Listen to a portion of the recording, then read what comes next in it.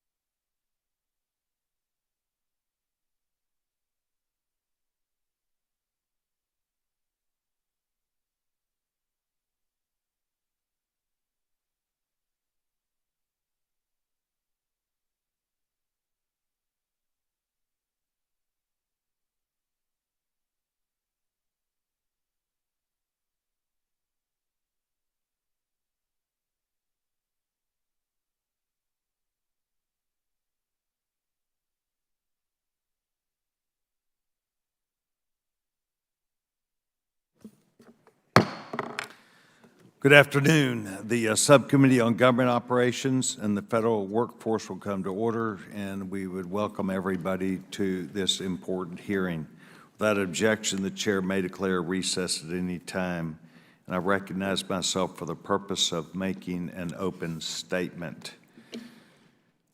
Before we go too far, I'd like to, if I can, acknowledge that even formal settings like this, we recognize that it's important to remember that we're all people and that we have families, and I understand that some of the people who will be visiting us today have been visited by some hard luck in their life with a loved one, and I wanted to, without saying anything in particular, to let those know. Perhaps many of us, more than one or two, may be affected, but that it's my wishes for them and their family in these coming days that can be difficult to families. So I want to offer that, and we'll just let that ride there. But when you receive information like this, I feel like it's the right thing to wish everybody the best. Today's hearing is on customer service issues at selected federal agencies. The COVID pandemic provided a stress test of federal agencies in many ways. And earlier this year, we heard in detail how fraud prevention measures failed in COVID relief programs. That was a subcommittee hearing that we did. That was a bipartisan basis where we universally heard about the frailties of not only some of government's actions, but also the impact that prevented measures from being fully understood and billions of dollars, hundreds of billions of dollars being lost. But another stress test was the ability to deliver services to the American people.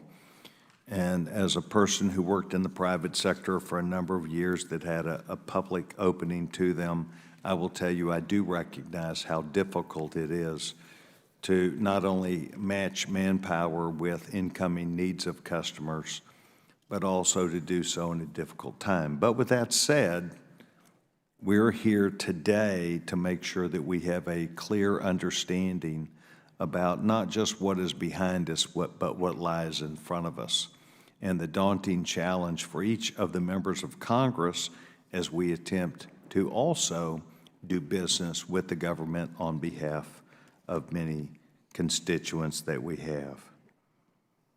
I want to try and be fair, and it would not be fair to look back without the benefit of hindsight of recognizing what our nation would be through.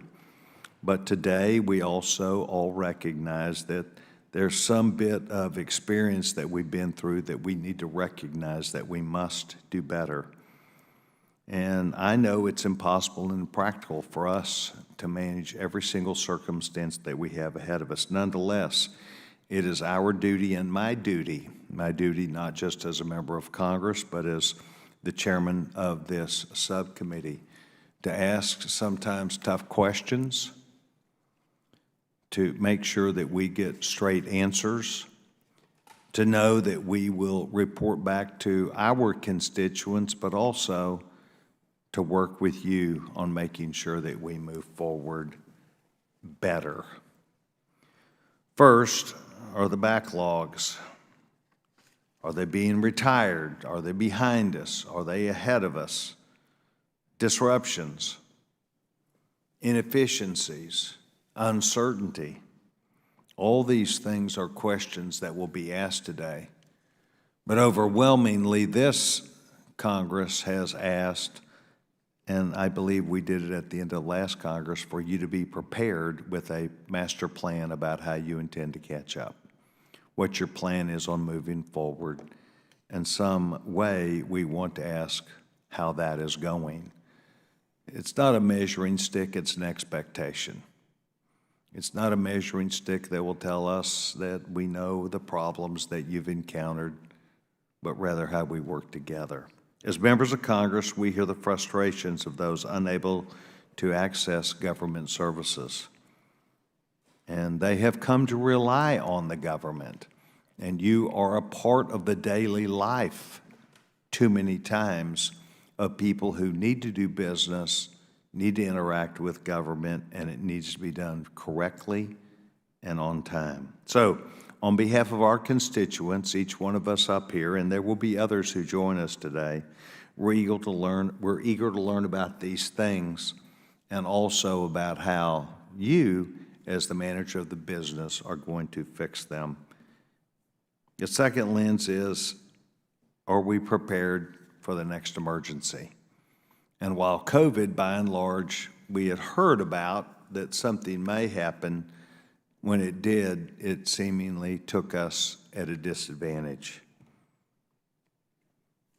I think being behind is one thing, I think catching up is another, and I think being prepared for what is tomorrow is also important. Perhaps your answers will be better technology. Perhaps your answers will be help with more people. Perhaps your answer will be, we have learned a lot and we will be prepared.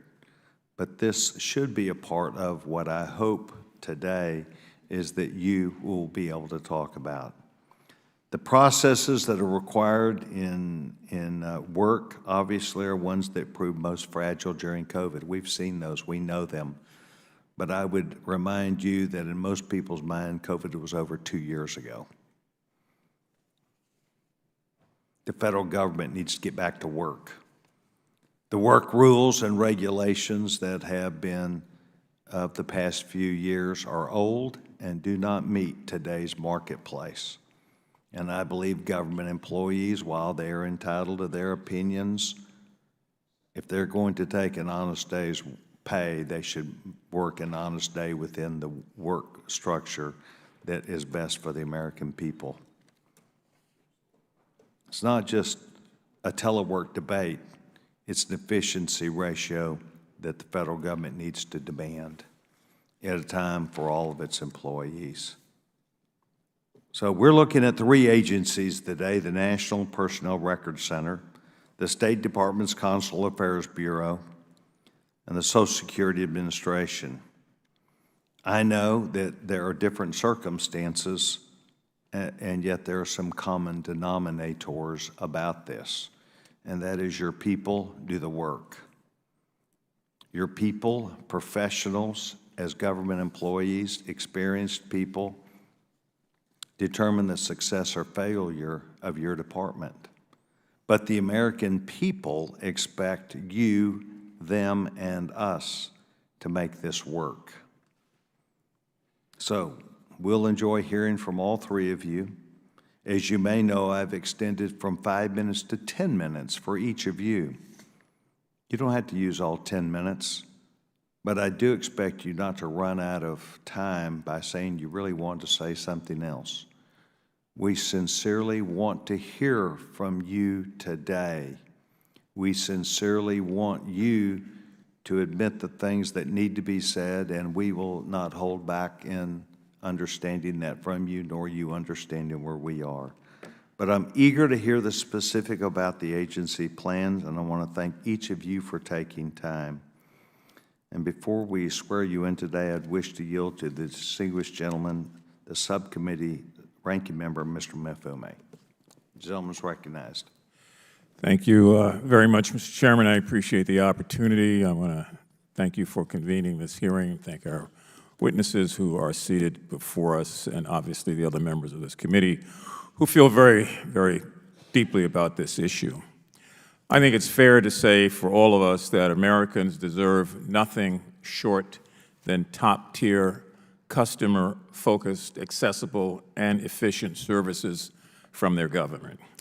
Today we convene to discuss a topic that impacts veterans, it impacts grandparents, and all of those who rely on our federal agencies as a lifeline, and there are quite a few people who rely in that way. And so we owe it to our constituents, to the American public, to keep our commitment to improving government work for the people. And when discussing agency backlogs, I think it's pretty important to take note of the timeline leading up to our current crises. In 2017, the previous administration implemented a nearly 3-month government-wide hiring freeze Some agencies maintain that their hiring freeze was substantially longer, such as the State Department, where the freeze lasted for 16 months. The freeze constricted, as we all know, the job market and destroyed employee morale and employee welfare in many respects. However, since then, we, I think, have been playing a game of catch-up, and most agencies have struggled to hire enough staff, even in the midst of record low unemployment. The American Federation of Government Employees reports that in fiscal year 2022, the Social Security Administration's workforce was one of the smallest it's been in 25 years. And yet, we know that the number of people on Social Security, people who rely on those benefits to pay for food and to pay for medicine, has increased by more than 10 million people in the past decade. This increase in beneficiaries and the lack of staff has extended wait times to where they unfortunately and regrettably are today. The Social Security Administration is headquartered in my district in Baltimore County, and for example, in the state of Maryland, processing times for disability claims increased by roughly 105%, and that's in the period from 2019 to 2022, further extending processing times from 106 days to 218 days. The issues of low staffing and long processing times are shared across almost all customer service-focused federal agencies, and I'm sure all of you can attest to that. The passport demand is still at record high, putting significant stress on the agency. Last month, Secretary Blinken testified before the Congress, specifically the Appropriations Committee of the House, noting that the State Department is getting 500,000 applications a week for passports, and noting that that is 30 to 40% higher than it was last year. So these are really alarming statistics, no matter how we look at them, when it gets back to whether or not we're delivering the kind of customer service that we should be. Demand is skyrocketing, and yet staffing and resources remain static. And the most vulnerable communities are the ones that usually are disproportionately affected by these types of issues. If we look at our veterans, a stifling backlog at the National Archives and Records Administration's National Personnel Records Center says that it could be the difference between receiving military benefits and not receiving them at all. It could be the distance or difference between receiving assistance in a homeless shelter for a vet or living out on the street. And what really pulls at my heart are the countless constituent stories that, in particular, my district team relays to me each and every week as we go through our weekly staff meetings. There is one case I'd like to just quickly call to the attention of those who are here, and we'll just, for lack of a better term, say that this is Andrew's story. Andrew has multiple sclerosis. He contacted our office in February of 2020, filed his disability claim in 2019, 3 years prior, and received a favorable decision in 2021. And yet, the Social Security Administration would not release his benefits. So my district staff and myself got involved. We were able to work with the agency and to finally, after all that time, secure Andrew the benefits that he not only desperately needed, but that he was entitled to. But that process extended nearly a year after he had already received a favorable decision from the agency. In the end, the Social Security Administration provided him with $86,000 in retroactive benefits that he was owed. And I would ask, Mr. Chairman, unanimous consent to submit to the record this CBS article that details Andrew's case and further details how we were able to successfully intervene with the Social Security Administration. Without objection, be entered in the record. Thank you. My office alone, and I'm sure every member up here could give you a set of stories about what they've been receiving on the ground with real people every day who are reaching out. My office alone has closed 544 Social Security Administration cases and 683 passport cases since July of last year. And that demonstrates not just the service, but it demonstrates, I think, a tremendous need on behalf of our constituents for federal agency service and for the diligence of federal employees. One of those employees I have come to appreciate because of the way she has helped intervene in matters like that, and that's Mrs. Lauren Hughes, who serves as a public affairs specialist and is a phenomenal asset to the Social Security Administration and to the congressional offices in that region. And so I could go on, but suffice it to say that that's why Democrats and Republicans have set aside party differences and did so several years back to pass the Modernizing Government Technology Act of 2017 to authorize the Technology Modernization Fund and secured nearly $1 billion in investment into the fund. But the issues here are more than just funding and more than just staffing.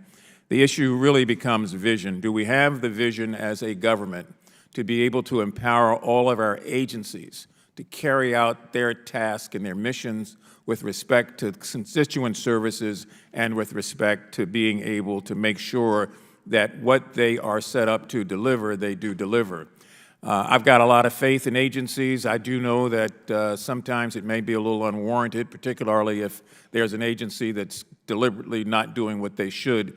But by and large, I really believe that we've got to find a way to empower our federal agencies, to encourage them, to hold them accountable, and then to be able to measure progress at some point in time. So, Mr. Chairman, there's certainly more work that can be done. And I believe that much of that work will take place in this very subcommittee. Again, I want to commend you for convening us today. I look forward to hearing the facts, strategizing further action needed at the congressional level, and hopefully, at the end of the day, making a real and lasting difference. I yield back. I appreciate the comments from the distinguished ranking member, and will tell our guests today that we would like to approach this from this side of the dais in the same way that Mr. Mafume spoke about, and that is from a perspective of we care very much about the agencies and the work that they do, but they have found themselves in the circumstance where people who we represent also need them, and we will work together to get this done. Thank you very much. I'd like to introduce our three witnesses that have been asked to testify today and thank them all for being here. Assistant Secretary of State for Consular Affairs, Rena Bitter. Mr. Scott Levins, Director of the National Personnel Records Center. Mr. Chad Poist, Director, Commissioner of the Social Security for Budget, Finance, and Management. As I introduce all three of them, I want to thank them for allowing our staff to come on site and to learn more about their operations, to see firsthand about not just the circumstances that might be the things that they deal with, but more importantly, to establish that relationship to where we learn about the federal employees' jobs and how they help the American people. Assistant Secretary Rena Bitter. Assistant Secretary Bitter has headed the State Department's Bureau of Consular Affairs since August 2021, where among other roles, she oversees the administration of the United States passport system. She brings decades of diplomatic experience to her role, having previously served in several overseas posts, including the United States Ambassador to Laos. I also had an opportunity in speaking with her where I reconnected with one of my friends, two of my friends who I'd been to college with, who I knew had a State Department career.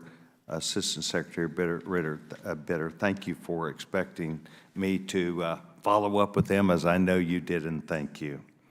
Mr. Scott Levins. Mr. Scott Levins has served as Director of the National Personnel Records Center, a division of the National Archives and Records Administration since 2011.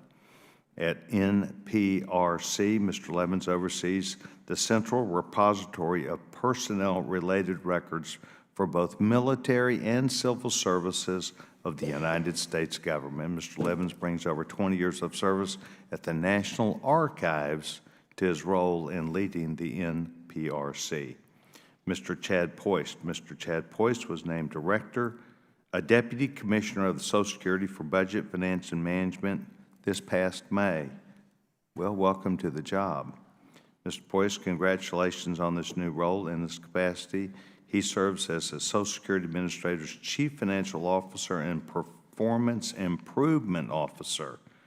Mr. Boyce brings decades of experience in government, finance, and management roles in similar roles at Social Security Administration, as well as the United States Department of Commerce and the Department of Defense. So thank you very much. I would now ask that all three of you rise to be sworn in as witnesses. I would ask that you please raise your right hand. Do you solemnly swear or affirm that the testimony that you're about to give is the truth, the whole truth, and nothing but the truth, so help you God? Let the record reflect that all three of our witnesses have answered in the affirmative, and thank you very much. I think you may be seated. Thank you very much. I'm going to be calling on you here, but as you know, you'll be given the time that we've spoken about. We have a clock system which is easy for you to understand. It's kind of like a traffic light, and we would move first to the gentlewoman from the State Department for her opening testimony. Gentlewoman's recognized for 10 minutes. Thank you so much, Chairman Sessions, Ranking Member Mafume, and other esteemed members of the committee. Thank you so much for the opportunity to discuss the work of the State Department's Bureau of Consular Affairs and to express my appreciation for the support we receive from members of Congress and staff for our mission. It is a tremendous honor for me to be here today to represent the work of the 13,000 people in the Bureau of Consular Affairs to the subcommittee with oversight of the federal workforce. The public servants of this Bureau serve your constituents 24 hours a day, 7 days a week, in 29 passport agencies and centers domestically, and 240 embassies and consulates overseas. We are home to nearly 1 in 5 civil service employees in the State Department, and our geographically diverse Bureau serves U.S. citizen interests and supports the U.S. economy across the United States and around the globe. Mr. Chairman, 253 constituents across the great state of Texas are employed in passport agencies serving your and my home state. Ranking Member Mafume, last fiscal year alone, we issued nearly 415,000 passport books and cards to Marylanders. The Bureau of Consular Affairs is funded by the fees collected for the services we provide to the traveling public. Though our funding does not come from appropriations, we adhere to the same budgeting and oversight regulations as if it did. That is to say, our revenue stream is treated for all intents and purposes as if it were appropriated. So while our operations are funded by the significant revenue we generate through our fee-funded passport and visa services, we are very much part of the State Department and reliant upon its platform. COVID challenges in this arrangement. At the onset of the pandemic, the State Department, including the Bureau of Consular Affairs, was beginning to rebuild from a 16-month hiring freeze that had reduced the size of our public-facing staff across the globe. When the pandemic hit and international travel ground to a halt, it took our passport and visa services and our fees with it. We saw an immediate drop in revenue by 50%. It was thanks to Congress's support and partnership during those very dark days that enabled the Bureau of Consular Affairs to stay afloat. Thanks to stopgap appropriations, we were able to pay our staff and to again freeze hiring rather than having to let staff go. The expanded spending authorities you granted to us during that time also enabled us to be able to use consular revenue more flexibly. It has been the most important factor in our ability to rebuild. Extending those flexible authorities permanently would ensure that we avoid similar fiscal collapse in any future contingency. That said, despite yours and our best efforts, the pandemic hiring freezes and budget shortfalls left many posts and passport agencies significantly understaffed. When travel restrictions were lifted in late 2021 and international travel began to resume, our fee revenue rebounded, and we were able, again, thanks to expanded spending authorities, to begin hiring. At that point, years of hiring freezes had taken a toll on our staffing. Our domestic passport adjudication staff was down 25% from where it had been just 4 years earlier, and our overseas visa adjudication staff was equally impacted. We have been working very hard to make up these deficits. On the passport side, we've increased our staff by 10% in the last year, with another 10% in the pipeline. Overseas, we anticipate most positions will be backfilled by the end of this fiscal year. However, it does take time both to onboard and to train new staff for these national security positions. As a result, our processing times are still longer than we would like. We're also experiencing unprecedented demand. In FY22, we issued 22 million U.S. passport books and cards. That was a record. We're on track to surpass that achievement this fiscal year by a projected 15%. We believe these numbers represent a trend and not an anomaly. Today, 46% of Americans have passports, up from 30% in 2008, and up from 5% in 1990. In our FY23 operating plan, which was approved yesterday, we asked for an increase in the number of passport specialists as well as increased investment to modernize our IT. Our FY24 budget request reflects similar investments in our growth.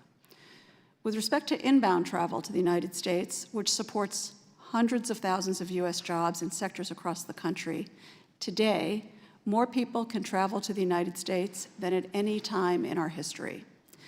Since travel restrictions were lifted in 2021, we have streamlined visa processing and dedicated more resources to reducing wait times consistent with national security. So while having fewer staff at our overseas posts, our teams are issuing 22% more visas now than at the same period during pre-pandemic 2019. Despite our challenges, and thanks to the hard work of our teams in the field and domestically, we are currently issuing more U.S. passports and visas than at any other time in our history. Ultimately, this is great news for the U.S. economy, businesses, family reunifications, and people-to-people ties. We plan to continue our aggressive rebuilding efforts to be able to meet the demand today and into the future while rigorously safeguarding our national security. We are striving to build a more agile and optimized Bureau of Consular Affairs to be able to serve your constituents. To do so, we're investing in the IT and human resources we need to ensure a 21st century federal customer service experience.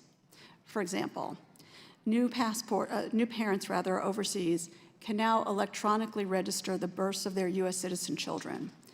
American citizens caught in crises abroad can use a new online interface to directly communicate with department officials in life and death situations. And before the end of the year, we anticipate that up to 5 million Americans annually will be able to renew their passports entirely online. Finally, I'd like to say a word about the people of the Bureau of Consular Affairs. I could not be more proud of this team of public servants. We take very seriously our long history of serving our fellow citizens. Diplomats have been protecting the interests of Americans overseas since before our nation had a constitution. The people of Consular Affairs worked in person, both domestically and overseas, during the pandemic to continue to serve the public, often at personal peril. Our teams overseas supported the repatriation of 100,000 Americans at the start of the pandemic. Our passport adjudicators returned to in-person work in June of 2020.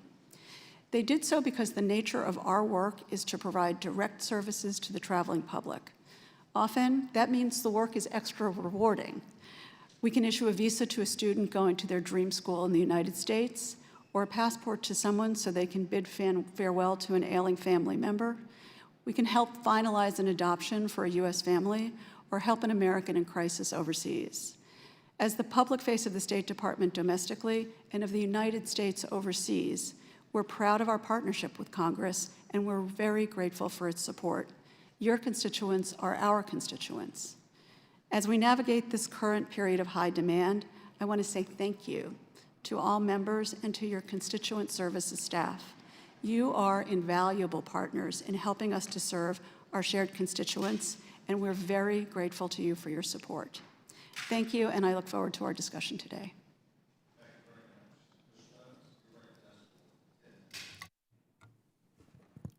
Good afternoon, Chairman Sessions, Ranking Member Mfume, and members of the committee. My name is Scott Levins, and I'm the Director of the National Personnel Records Center, a component of the National Archives and Records Administration. Thank you for inviting me to testify about our ongoing efforts to eliminate the backlog of requests for military service records.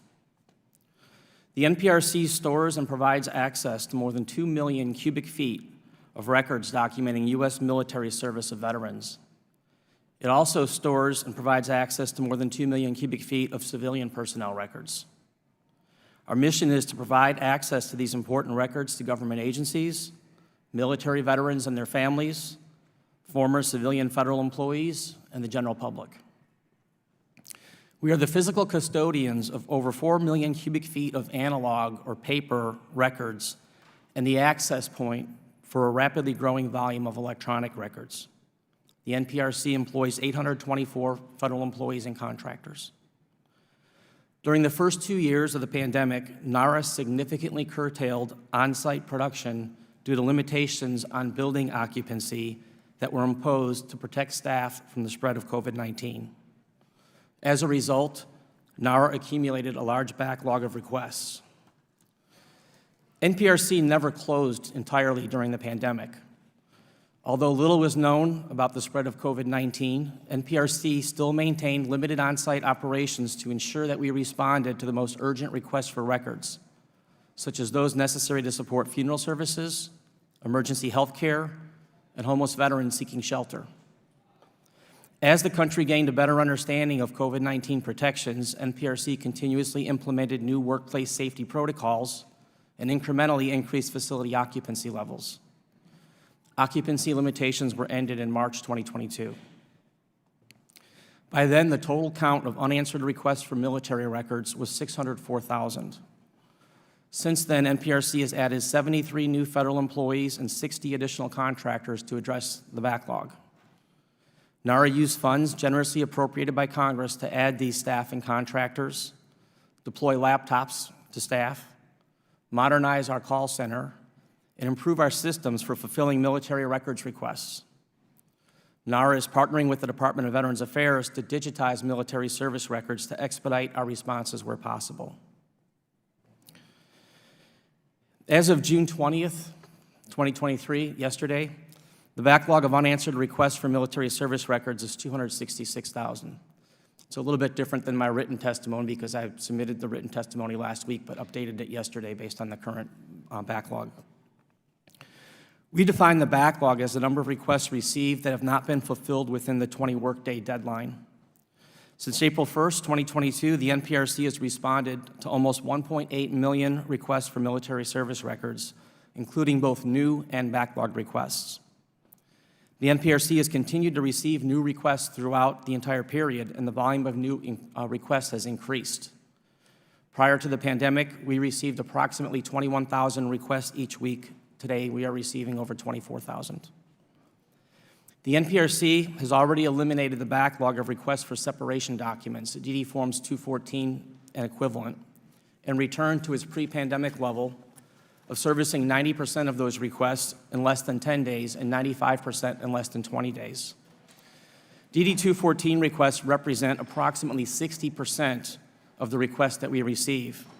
It's the record most often needed by veterans and their dependents to prove eligibility for benefits.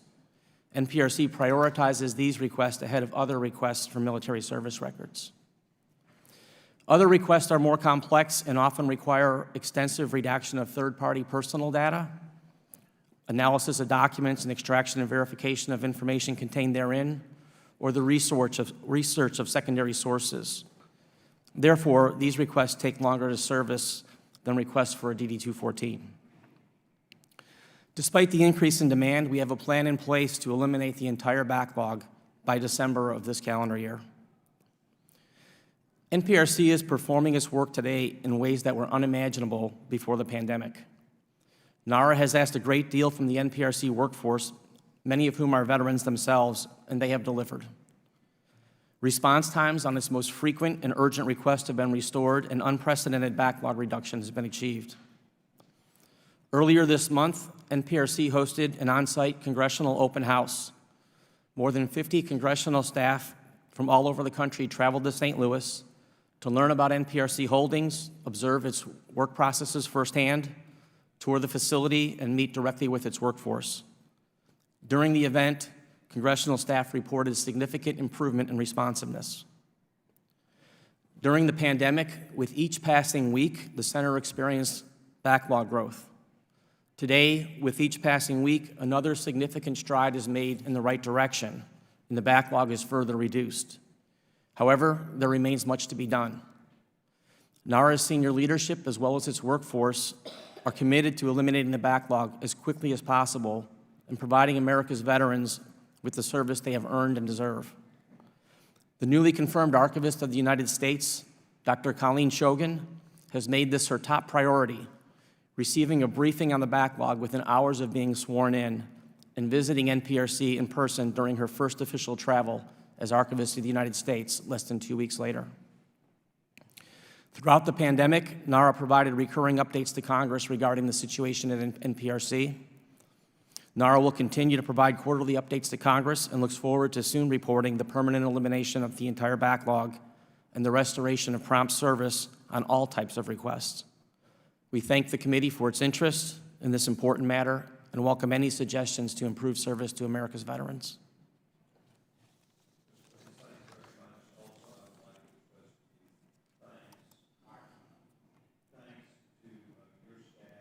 For making sure that our investigators were able to come in and see firsthand not only the work that's performed, but to make sure that they understood the processes and some of those impediments. Thank you very much. You're welcome. We now move to Mr. Poisey. Gentleman's recognized for 10 minutes. Chairman Sessions, Ranking Member Mfume, and members of the subcommittee. Thank you for inviting me to discuss the status of customer service at the Social Security Administration. I'm Chad Poist, the Deputy Commissioner for Budget, Finance, and Management. Social Security's programs and services touch the lives of nearly every American, and we appreciate your oversight of our important work. I hope to convey 4 main points. First, our budget directly determines the quality of customer service the public receives from us. Second, the challenges we face did not happen overnight, and it will take time to reverse them. Third, we're working to reduce backlogs and wait times by rebuilding our workforce and modernizing our technology. Fourth, we are successfully modernizing and expanding our digital services to meet the growing demand for convenient self-service options. Each day, our dedicated employees serve field office visitors, answer questions by phone, hold hearings, pay benefits, and complete numerous other workloads. Our priority has always been and continues to be providing mission-critical services to the public. During the pandemic, we made the unprecedented decision to implement maximum telework and close our offices to walk-in visitors except for limited critical situations by appointment only. This allowed us to keep our employees and the public safe while continuing to deliver critical services. We also greatly expanded our digital and online services, as I'll discuss later in this testimony. We successfully re-entered our offices and expanded in-person services in April of 2022. However, after the disruptions of the pandemic, we continue to face significant challenges in restoring service delivery to the standards the public expects and deserves. This is largely due to our staffing levels. After years of tight budgets, in fiscal year 2022, we dropped to our lowest staffing level in 25 years. Meanwhile, the number of beneficiaries and recipients we serve have increased by over 8 million in the last decade. We simply do not have enough staff to timely serve everyone who needs our help.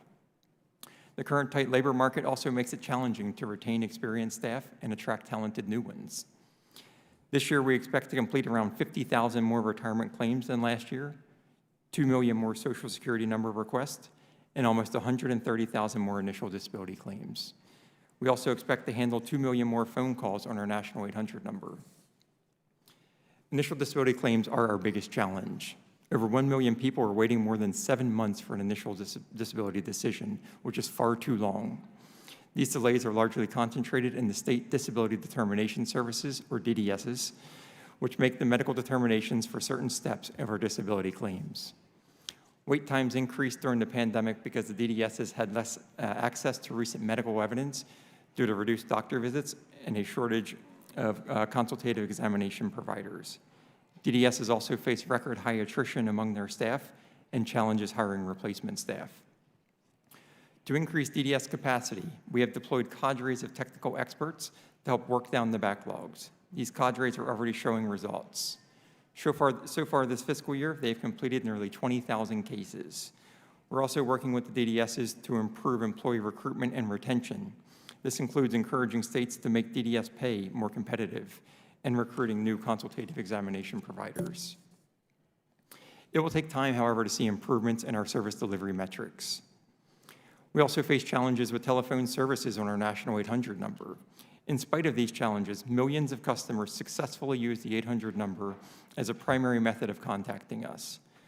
Due to our outdated phone technology and understaffed call centers, some callers have experienced busy signals, long waits, and dropped calls. We are addressing these issues with better technology and increased staffing. Prior to the pandemic, our outdated phone system was slated for necessary updates to transition it to a modern platform. The pandemic redirected in-person service to telephone service, so we were forced to develop an interim phone system to answer calls outside of our physical infrastructure. This temporary solution allowed us to serve the public safely and continue our essential customer service, but it did not provide some of our prior critical functions, such as the ability to provide estimated wait times and a callback feature. We look forward to keeping you updated on our progress and to improve our 800 number. With the funding we received this year, which we do appreciate, we are beginning to rebuild our workforce. Once new hires are fully trained and gain experience, starting in fiscal year 2024, they will help us to reduce backlogs and improve service to the public. For instance, with the fiscal year 2024 President's budget, we plan to reduce wait times on the National 800 number from 35 minutes this year down to 20 minutes in fiscal year 2024. Technology is another important tool to improve customer experience. More and more customers are choosing to use our online services, and we are successfully modernizing and expanding our digital services to meet that demand. This also shortens wait times for those who need or prefer to connect with us in person or over the phone. I will highlight just a few of our recent accomplishments with digital and IT modernization. Online My Social Security transactions have grown by about 25% each year since 2018. These transactions include tasks like checking the status of an application, getting an estimate of future benefits, and managing the benefits someone already receives. We also launched our redesigned SSA.gov website in December 2022. After incorporating user feedback, many of the most visited pages now have a more user-friendly and task-based approach that provides customers with a clear path to the task they need to accomplish. We also expanded remote hearing options during the pandemic to hold disability hearings via telephone and video for customers who chose those options.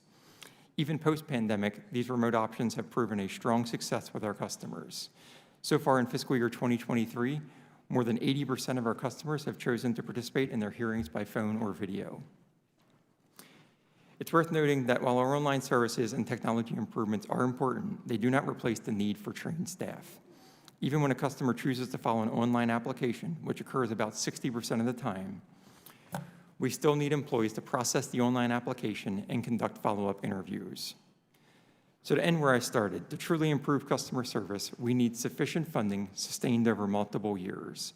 The fiscal year 2024 President's budget request of $15.5 billion for administrative expenses will help us restore staffing to process increasing workloads, continue to modernize technology, and reduce backlogs and long waits. If supported with sustained funding and sufficient staffing, our efforts will put us on the path to significantly improve our essential service delivery to the public in coming years. We are working diligently to improve customer service, but we need your support. We stand ready to work with you. Again, I appreciate the opportunity to speak with you and look forward to your questions. Thank you. Thank you very much, Mr. Post. We go to our first member, and that'd be the gentleman from Alabama, Chairman Palmer. Thank you, Mr. Chairman, and thank you for holding this hearing. I think it's extremely important. Obviously, all of us in our district offices get a lot of requests for assistance with your various agencies, particularly with Social Security. And Mr. Poist, is that the correct pronunciation? You mentioned having some staffing issues, and I'm just wondering how your staffing issues might be impacting improper payments. This is an area that I've done a lot of work in, and over the years that I've been here, and particularly on this committee, and found that well over half of the issues with improper payments have to do with antiquated data systems, administrative errors, failure to verify eligibility, things like that, which are a staffing issue. And it could be staff that are not able to process the workload as quick as they need to. It could be people who are not as well trained as they need to be. Is that an issue, and is it something you've looked into? We've not seen any noticeable differences in our payment accuracy rates. We rely heavily on data exchanges with other federal agencies and other entities, so we have not seen any difference in payment accuracy rates. Okay. Well, I'll try to go back and look at the GAO report, and if I'd thought of that before I came in here, I got that listening to your testimony. The other thing I wanted to ask is, how is your staffing issues impacting your productivity? Obviously, it is. I mean, you wouldn't have brought it up. So staffing alone doesn't affect productivity. We saw productivity decline quite significantly during the pandemic due to business processes workarounds. But in the first half of 2023, we've actually seen productivity rebound quite nicely. So didn't you mention that you're having some worker shortage issues? Correct. But your productivity is up, even though you don't have an adequate workforce? So productivity is not up. So again, there's productivity and then there's production, right? Kind of total volume would be production. So again, productivity itself has many variables that go into it. It could be new business processes implemented. It could be new systems that are implemented. It could be employees in training and several things like that. Productivity is not where it was pre-pandemic, but it has rebounded in 2023 compared to 2022. Well, what percentage of your workforce is working remotely? So right now, and so in our public-facing sites, our field offices, we have almost all of our employees working in the field offices, and they're also almost all eligible for telework. But that wasn't my question. What percentage of your employees, and you can break it out by field office, or you can break it out here inside the Beltway, what percentage of your workforce has not returned to the office? So we fully re-entered our offices in March of 2022. So 100% of the employees are back in the office? They're also all eligible for telework. What percentage of your employees are in the office? So again, we look at it by type of office. So like in our field offices, again, 100% or almost 100% of those employees are working in the office. What percentage of the employees that are DC-based are in the office? So I'd say DC-based, which would be most of like an office-based environment, not our frontline employees. It's a small percentage. How about you, Mr. Levins? What percentage of your workforce has returned to the office? If you drive by our facility, our parking lot is full. That's been the biggest difference in our ability to get our backlog down, has been returning people to work. I would estimate 85% of our workforce is working on site. We have 3 small teams that we transitioned to off-site work during the pandemic. And it's deliberate because what we wanted to do is we have repurposed the space they occupy in the building to add more employees to address the backlog. Those 3 small teams are our data input section. So prior to the pandemic, when a request was received, we would digitize it, and then we would transcribe it into our production system, and we did that work on site. What we do now is we digitize them in batches, and people working remotely, and it's about 20 people, will transcribe those into our system. So only Yep. About 20 people are working In remote that one department. team. How about you, Assistant Secretary Bitter? All of our public services team, our passport adjudicators have been back in the office since June of 2020. Okay. But overall, in the State Department, one of the things that I'm concerned about is, and Mr. Chairman, we have some information that indicates that a fairly substantial percentage of federal employees have not returned to the office. That's part of what I'm trying to find out. And by the way, I think overall your productivity working with the State Department and in particular has been pretty good. You've been consistent with what is advertised anyway and how long it takes to get things done. We would like to see that time frame shortened. And if you need more people, we'd like to know that. So with that, Mr. Chairman, I yield back. Thank the gentleman. Mr. Mfume. Thank you very much again, Mr. Chairman. Ms. Bitter, I'd like to just go back to the State Department for just a moment. The Inspector General published, as I think you may be aware, a report in 2021 that found real delays in IT modernization initiatives for passport services. I don't think they were trying to lay blame. They were simply reporting there were serious delays here. Those delays kept staff working essentially in a paper-based environment and an inconvenience in many respects for customers by requiring the submission of paper applications rather than the ability to apply online. Does that sound correct? Yes, sir. Okay. So based on the Inspector General's report, could you tell the committee what the current status is now of these IT initiatives and how hopefully they will improve processing times, but more importantly, customer service? Yes, sir. Thank you. Maybe I'll start with talking about exactly what you highlighted, which is online passport renewal. The State Department, we see OPR, actually, online passport renewal, as the future of our services. We piloted this program to the public, to the general public, from August to February of this last year. And during that time period, 565,000 Americans got their passports online efficiently and securely. We asked everyone to submit a survey once they got their passport back. 12,000 people did, and 99% of them said that they were satisfied with the service. It was a pilot. There were pieces of it that we wanted to work on. We took the pilot offline in February, and we anticipate rolling it out more broadly at the end of this year. And when we do, 5 million Americans should be able to use that system and apply online to renew their passport from the comfort of their own home in a secure and quick way. So we're looking forward to that. Broadly speaking, one of the things when we talk about the consular affairs of the future and the services that we want to be able to provide to people, we look at this in two different ways. One is we want to hire people. We want to make sure that we have enough people in place to do the work. But we don't want to force people to do overtime. We don't want to surge our way out of backlogs and processing times. We want to be able to invest in our technology so that we can anticipate needs and we can use technology to our advantage to solve problems before they arise.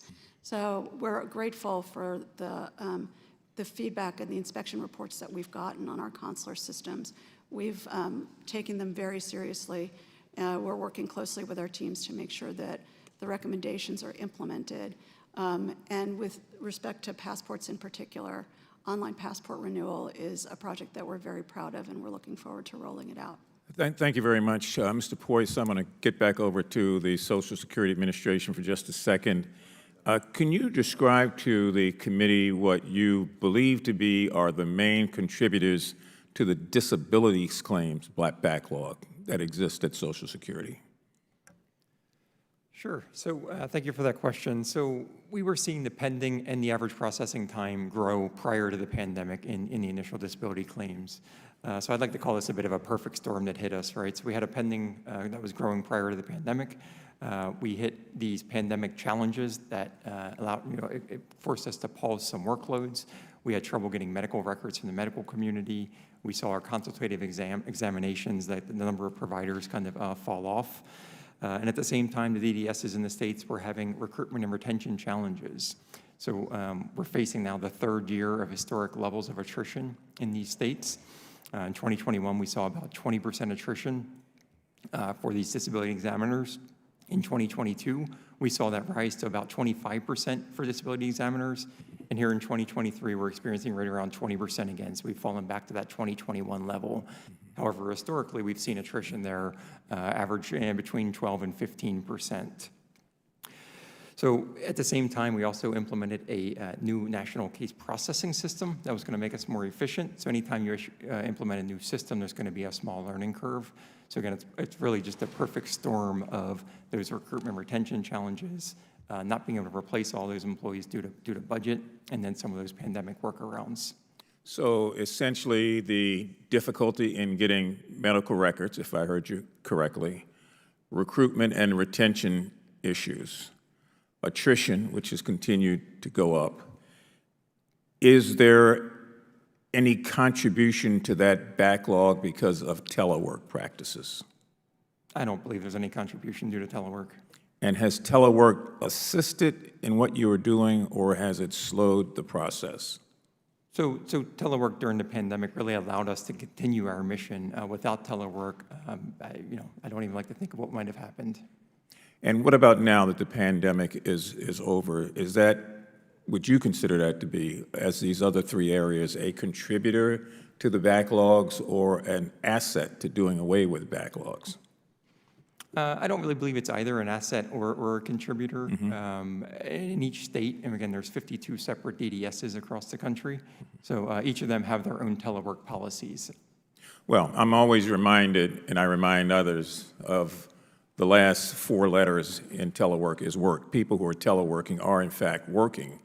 The question becomes, are they being monitored in such a way that their work is productive or even more productive than it had been? But I'll leave that up to the agencies. It's just me kind of giving an observation here. Mr. Chairman, thank you very much. I yield back. Gentleman yields back his time. Distinguished gentleman from Louisiana, the gentleman, Mr. Higgins, recognized. Thank you, Mr. Chairman. Mr. Poist, is this your testimony that you're saying that telework has not impacted the backlog that Americans are currently experiencing through your perspective and in your jurisdictional authority? I do not believe that telework's contributed to our backlog. You don't believe that? I do not. Well, that's a stunning testimony. Is virtually every American watching has been impacted in some way, in our immediate family or those that we serve, in our community, in our state.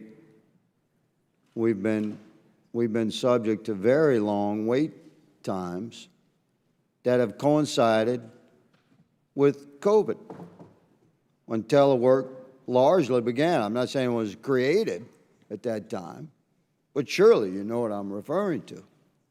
We had massive numbers, percentages of our workforce was determined. I disagree with that determination at the time, and I think history will prove men like me correct. But our nation most certainly shifted to a large percentage of its workforce being forced to work from home, including this body. It was not nearly as functional in committee, participating remotely, as it is when we're here and engaged and in person, involved.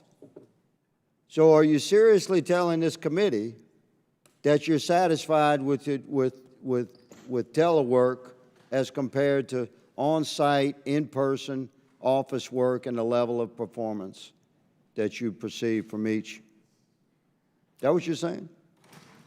So there's many contributing factors here, and again, budget and staffing are probably two of the largest ones. I don't believe that telework is the main contributor to any of our service challenges. Okay, we're going to agree to disagree because I only have 5 minutes to undo that knot.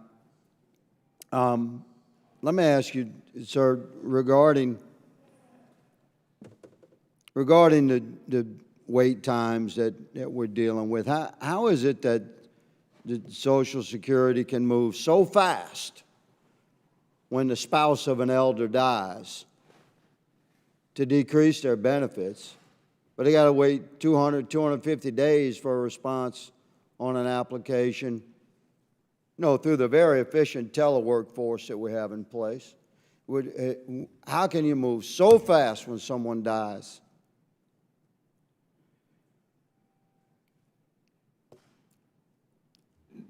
I mean, I'm not an operational expert. I mean, I'd have to defer that back to our operations experts. That's just the way it is.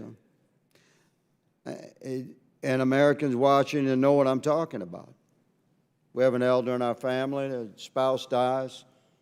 It's almost immediate that they receive a letter that their benefits are being reduced by a certain amount. And if they dare to have collected for an additional month or so. They get billed for that. The agency seems to work very fast in that case. But across the country, we have waiting times of over 200 days. Ms. Bitter, I'd like to commend some of your workforce, ma'am, operating under challenging conditions, and I would ask you as well, do you think telework has impacted? But I must say that my office's interaction with your office, especially in the New Orleans office, those guys just bend over backwards to help Americans that find themselves in a bind with a passport application. And they seem to work miracles, and I want to extend my gratitude for that.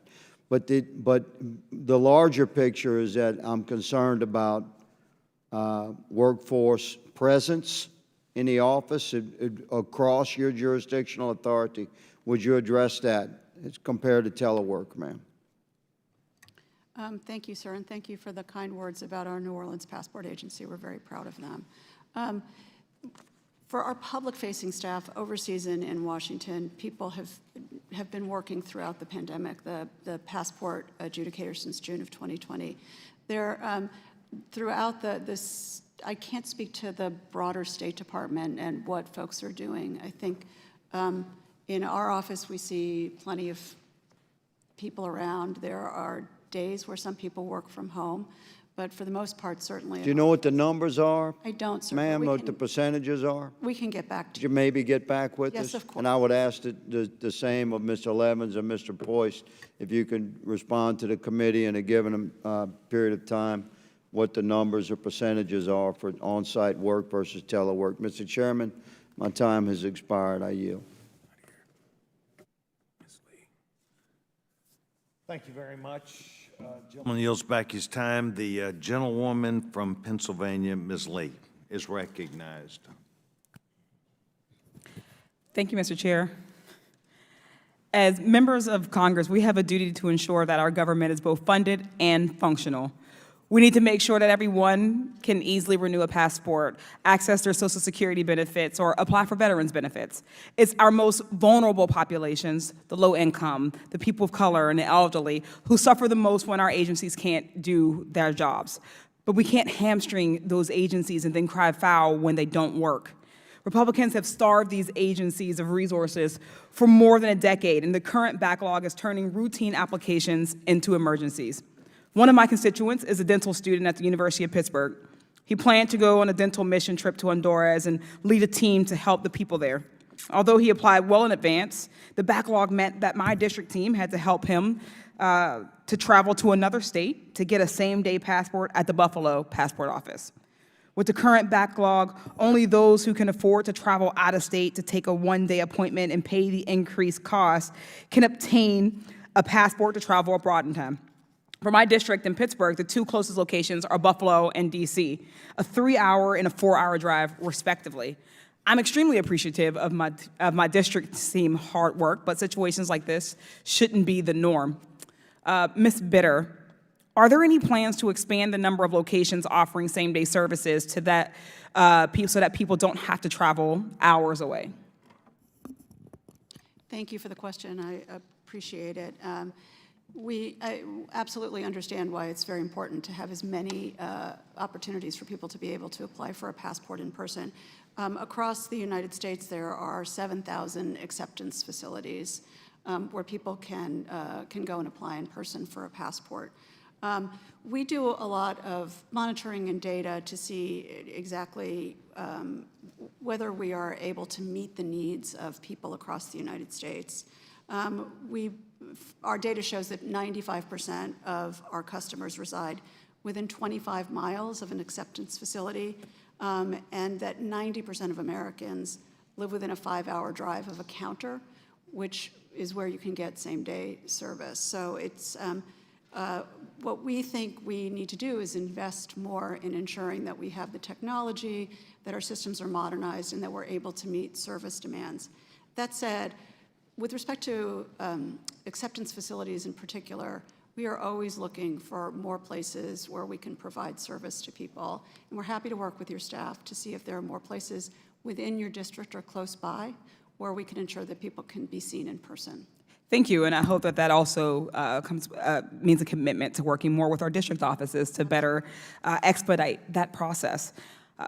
Another turning over, my Republican colleagues seem to conveniently forget that a big part of how we got here were Trump-era policies that decimated the workforce at our agencies. Last year, the Social Security Administration saw its smallest workforce in 25 years, while also increasing the people they serve by more than 10 million in the past decade. A 2018 Trump executive order gutted the collective bargaining power of its workers.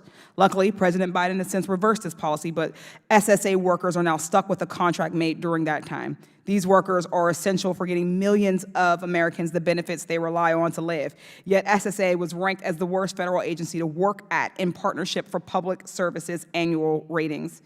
Mr. Poise, why was SSA not reopened? Why has SSA not reopened contract negotiations with AFG after President Biden reversed the Trump-era policy?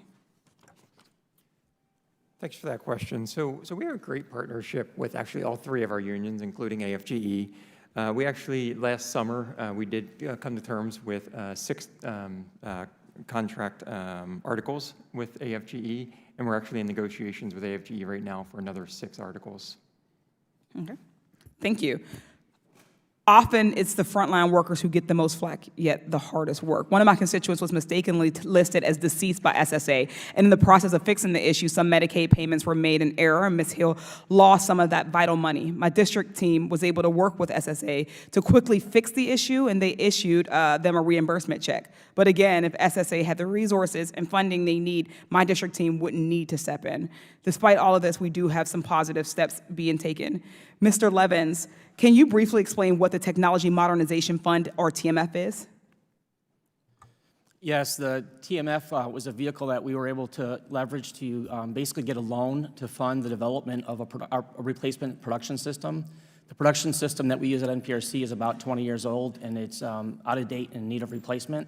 It's one of NARA's high-value assets. With those funds, we were able to begin development, and we are targeting deployment in December of this year. Thank you. I will be respectful of my time. I did want to add, my Republican colleagues seem so invested in fixing the backlog on our agencies, but I think they need to understand that cutting funding is not the answer. We need to invest in the people, and tech needed to ensure that our constituents get the service they're owed from their government. I yield back. Gentlewoman yields back her time. We now yield to the distinguished gentleman from Florida, the gentleman, Mr. Donalds. Thank you, Mr. Chairman. Quick comment on spending levels. The federal agencies are spending more than up over 40% from where they were in pre-COVID spending levels. COVID-19 is now over. I'm not sure what additional work the agencies are having to do, except for backlog work that the agencies were not able to get to because a lot of federal workers were at home and not actually in the office going through the practices that they are hired to do. And look, I get it. It was COVID-19. You're not quite sure what you're dealing with. That made sense in year 1, but year 2 and year 3, that made little sense to continue to leave the offices closed or on partial schedules. And from what we understand from previous testimony from the Director of Office of Personnel Management, that there are still members of the federal workforce who have not returned to the office, still, today. Like, that's a significant problem. Cutting money from the federal agencies because we continue to overspend drastically is a good and healthy fiscal thing that we should be doing in our country. And if that means that there are services that our people need and that are going to need, then maybe Washington should rethink its policy overall to make sure that we can address the needs of the American people while not wasting the money of the American people. To the witness panel, thanks for being here. I'm going to pose a couple of questions here. Really just, you can answer whether it's acceptable or not. Ms. Bitter, I'm going to start with you. A government that enforces an essential business-only policy while simultaneously paying its employees full salaries while millions of Americans wait inexcusable amounts of time for basic required services, is that acceptable or not? I'm sorry, sir. The question is If broadly we speaking. develop an essential businesses only policy, but everybody's still getting paid full time, full benefits, while Americans are having to wait exorbitant amount of times, and frankly, they have to call their member of Congress to help weed through the bureaucracy. Is that acceptable? or is it not acceptable? I just want to make sure I understand the question, sir. Please forgive me. So essential businesses only, I think what I hear you asking is about parts of the government that were closed except to essential services. Is that correct? Yes, ma'am. Is that acceptable or not? I can speak only for my organization and for the passport services, which I think is what people are most interested in. We have been, again, open since June of 2020, and while the pandemic certainly disrupted our operations, we never stopped serving the public throughout for the entirety of the time. I would argue it's been very delayed. Mr. Levins, what about you? Is that acceptable or not? Thank you for your question. I'll never forget March of 2020 and the day that the pandemic hit. Mr. Levins, I agree. I was there too. We all remember March of 2020. The question is, in September of 2020, in March of 2021, in September of 2021, in March of 22, is it still acceptable for the American people to require services of their government only to not be able to get them in a timely fashion because we have members of the federal workforce who are not at their post doing their job? Right. Is that acceptable or not? I'll speak for our office. We never entirely closed. Never entirely From day one, closed. we had Okay, people there Mr. to Poist. perform essential services. Thank you, Mr. Levins. Mr. Poist, is that acceptable or not? So like the other two panelists, our offices never closed to the public. They were by appointment only. Mr. Poist, let me ask you a question. What percentage of your workforce was actually in the office in the calendar year of 2021? I'm going to excuse you for 2020. I get it. Early pandemic, everybody's trying to figure out what was going on. Was your office fully open in 2021? They were not fully open. Were they fully open in 2022? They were. They were fully open. Everybody was back to work 100% in 2022. Well, obviously not 100%. We know people get sick, people call out. But you had essentially your entire workforce available to you in the year 2022? At the end of March 2022, we had fully re-entered our offices. So it took about a year and a half for everybody to kind of come back in SSA, is that correct? That's correct. And there's no problem with that delay in people coming back to work? And I don't see a problem. That's the problem, Mr. Poise, is that you don't see a problem with that. But I tell you right now, the American people see a big problem with that. When people call my office, and listen, this is not a partisan thing. It could be it could be an office of a Republican member or a Democrat member of Congress, doesn't matter. But when people call in looking for help from Social Security or passport services, they're trying to figure out how to get something done, they're not getting an answer, they get hung up on the phone, so they call our offices. And when we call, and I get it, when we call, everybody's jumping through hoops to answer the call of a congressional office. You guys don't think there's a problem with that? Because I do.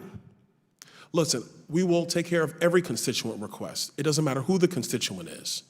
But when the only answer a constituent gets is from their member of Congress to basically rattle the cages of the bureaucracy, that is a major problem. And it is unacceptable. I yield back. Gentlewoman yields back his time. The gentlewoman from New Mexico, Ms. Stansbury. Thank you, Mr. Chairman. And I want to say thank you, first of all, to our federal agencies and employees who are here with us today. And I want to just start by saying that casework and helping New Mexicans is the bread and butter of my congressional office. It is a huge percentage of the work that we do on behalf of my constituents. That includes everything from helping our veterans to helping our elders and seniors with Social Security, helping with immigration issues with the State Department. And these are very serious issues, and obviously all of us and all of our constituents are experiencing real-life impacts that are affecting their families and their lives. But I do want to take a moment because it really bothers me when my colleagues bring folks in front of this committee, which is an oversight committee, and then attack our federal public servants, folks who literally are working for us every single day to try to address these issues. And the facts are that when you freeze hiring, when you cut pay, when you do not backfill jobs, and when you consistently attack federal employees, it affects their morale, it affects federal hiring, and it affects the services that our agencies are able to actually provide to the American people. So the facts show that when we are not adequately funding our agencies, when we are not adequately staffing our agencies, and when we do not support our federal personnel, we see the kind of issues that we're seeing here today. So obviously, we want to talk a little bit about some of the challenges that the constituents across the U.S., but in my district in particular, are facing. New Mexico is a place where a disproportionate number of our families are low income. Our seniors depend on their access to Social Security to live, in some cases, check to check. And we also have one of the highest percentages of the number of individuals who are veterans and who have served in our military, and we're very grateful for their service. And I have to tell you that I actually, in preparation for this hearing, spoke in depth with our staff about their casework and what they've been seeing in each of our federal agencies. And in fact, we have a Social Security Service Center in my district in Albuquerque. Now, first of all, when it comes to Social Security, I actually agree with my colleagues on the other side of the aisle on this issue. Folks who are on Social Security, many of them obviously are elders. Many of them do not feel comfortable using some of the technologies that the federal government is trying to transition to. And when they call our regional offices or they call the 800 number and they get a runaround by an employee who's not physically in the office, it means that they're not going to be able to get their check. It means they're not going to be able to pay their rent. It means they're not going to be able to go grocery shopping and put food on the table. And for many of our folks who are also living with disabilities, it means that they're also not able to get qualified for their disability support systems. So one of my asks, and I hope that you will take this back, Mr. Poist, to the Social Security Administration and to those who are up the chain who are listening today, is we do need those offices reopened. We do need more staff physically in person. And we need to not be leaving our elders, seniors, and people with disabilities standing in long lines outside of Social Security offices trying to get their Social Security checks and benefits approved. So I do want to make that point. Secondly, Ms. Bitter, I am very appreciative of your work. I will tell you, I think everyone here is having this experience right now. The passport backlog, the backlog on immigration and other issues that we're seeing is really just astronomical right now. And we have not received an adequate answer in my office about why we're suddenly hitting a wall. Like some of my colleagues, you know, normally our regional folks are fantastic. They help us solve problems when we call or we ask for help. But even now, we're really running into some huge problems. So can you please explain, why are we seeing this backlog, and when do you hope to actually get it resolved? Thank you for the question, Congresswoman. I just want to clarify, we're talking about passports. Yes. Yeah, thank you. Just for the big picture and to back up and explain a little bit about where we are, we're fee funded and our revenue comes from fees paid for the services that we provide. And like the rest of the State Department, we went into the pandemic at a deficit from hiring freezes in prior years. And then because of we're fee funded and travel stopped, our fees dropped and we had to implement further hiring freezes. So by the time travel came back and our fees rebounded about 18 months ago, we were starting 25% down from where we had been. I'm so sorry to interrupt you, but we are short on time. Can you tell us when you can expect to be caught up on this backlog? Sure. We anticipate that by the end of the calendar year, we will be at pre-pandemic waiting levels, and that later in the summer and then throughout the fall, wait times will continue to fall incrementally. Thank you. And Mr. Chairman, I know I'm out of time, but I do want to just say one quick thing. Mr. Levins, I'm grateful that you're here today. We're also seeing significant backlogs in getting those federal records for our veterans. And in fact, one of my constituents was unable to get a veteran's home loan because he did not get his paperwork in time. So please let us know how we can help support your agencies. We know that you need support and funding and staffing, and we just really are grateful for all the work that you do. So thank you. I yield back. Gentlewoman yields back her time. Distinguished gentleman from South Carolina. Gentleman, Mr. Trim's recognized. Thank you, Mr. Chairman. As everyone's aware, we just had a long debt ceiling fight, and the outcome was determined by 11% of the budget. Our leaders preemptively removed 89% of spending from any conversation. We have $32 trillion in debt. We are on an unsustainable path, and it is a national security threat to this country. The solution lies in 3 areas: healthcare, immigration, and Social Security. And so I'm going to talk about Social Security right now, and I'm going to begin this by saying that I am not proposing that we take away anyone's Social Security that has paid into the system. But we have structural deficiencies, we have problems. And Mr. Poist, I'm going to go over those with you real quick. So what year was Social Security created? 1935. And what was the retirement age in the Social Security Act of 1935? Actually, I'm not aware of that. 65 is the answer. Do you know what life expectancy was in 1935? No? 59. That math works. It doesn't take an actuarial model to see that if most people are living to 59 and you don't get Social Security until 65, that math works. What is the retirement age now? I think it varies based on your date of birth. 67 is generally the earliest that most people can retire at this point. Is that fair? Sounds fair. Okay. And do you know what the life expectancy is in 2023? I do not. 76. 76. So we have a problem. We have a problem. I have here the 2003 annual report of the Board of Trustees of the Federal Old Age and Survivors Insurance and Federal Disability Insurance Trust Funds. They're required to do an annual communication to Congress and to the President. And in this communication, it says, I'll summarize it. Basically, we got 10 years at best until we go into austerity measures, where individuals that have paid in, that are due, benefits from these programs will not be able to meet our obligations. Do you know what happens when we go into austerity measures for Social Security?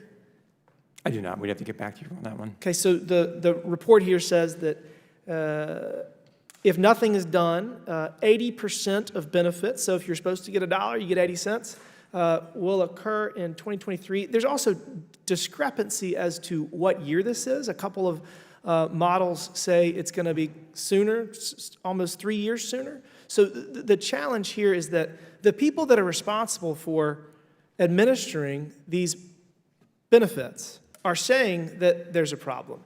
And I'm actually just going to read the end. The trustees recommend that lawmakers address the projected trust fund shortfalls in a timely way in order to phase in necessary changes gradually and give workers and beneficiaries time to adjust to them. Implementing changes sooner rather than later would allow more generations to share in the needed revenue increases or reductions in scheduled benefits. Social Security will play a critical role in the lives of 67 million beneficiaries and 180 million covered workers and their families during 2023. With informed discussion, creative thinking, and timely legislative action, Social Security can continue to protect future generations. So the people that are responsible for administering the programs that we all hold dear are saying that they have a problem and they want Congress to do something about it. And our leaders preemptively said, we are not going to discuss Social Security, healthcare, and immigration when resolving our $32 trillion in debt. There was brief talk of a commission the day of the vote, but that never has materialized.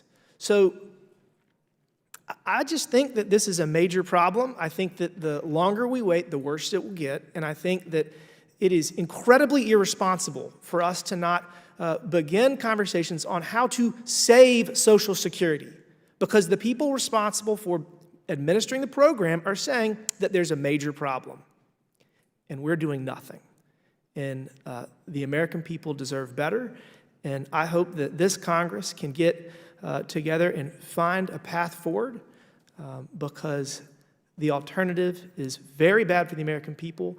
And we were sent here to solve problems, and this is a big problem, and it is past time that we give it the attention it is due. And with that, Mr. Chairman, I will yield back.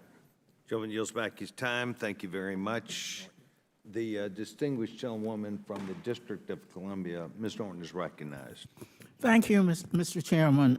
For more than a decade, I say this to our witnesses, congressional Republicans, or their majorities, have sought to severely constrain the federal budget, causing lasting harm to agencies.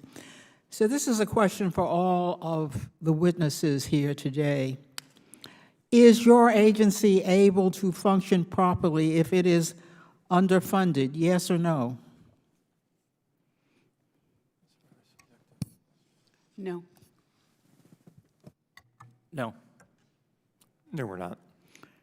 In 2017, congressional Democrats signed a letter expressing concern to then-President Trump that the Social Security Administration's declining budget would affect services to some of America's most vulnerable citizens. I ask unanimous consent to insert this letter into the record, Mr. Chairman. That objection, that letter will be entered. Thank you. That year, the Social Security Administration's declining budget led to the closure of 64 field offices nationwide, a burgeoning disability hearings backlog with an average of 540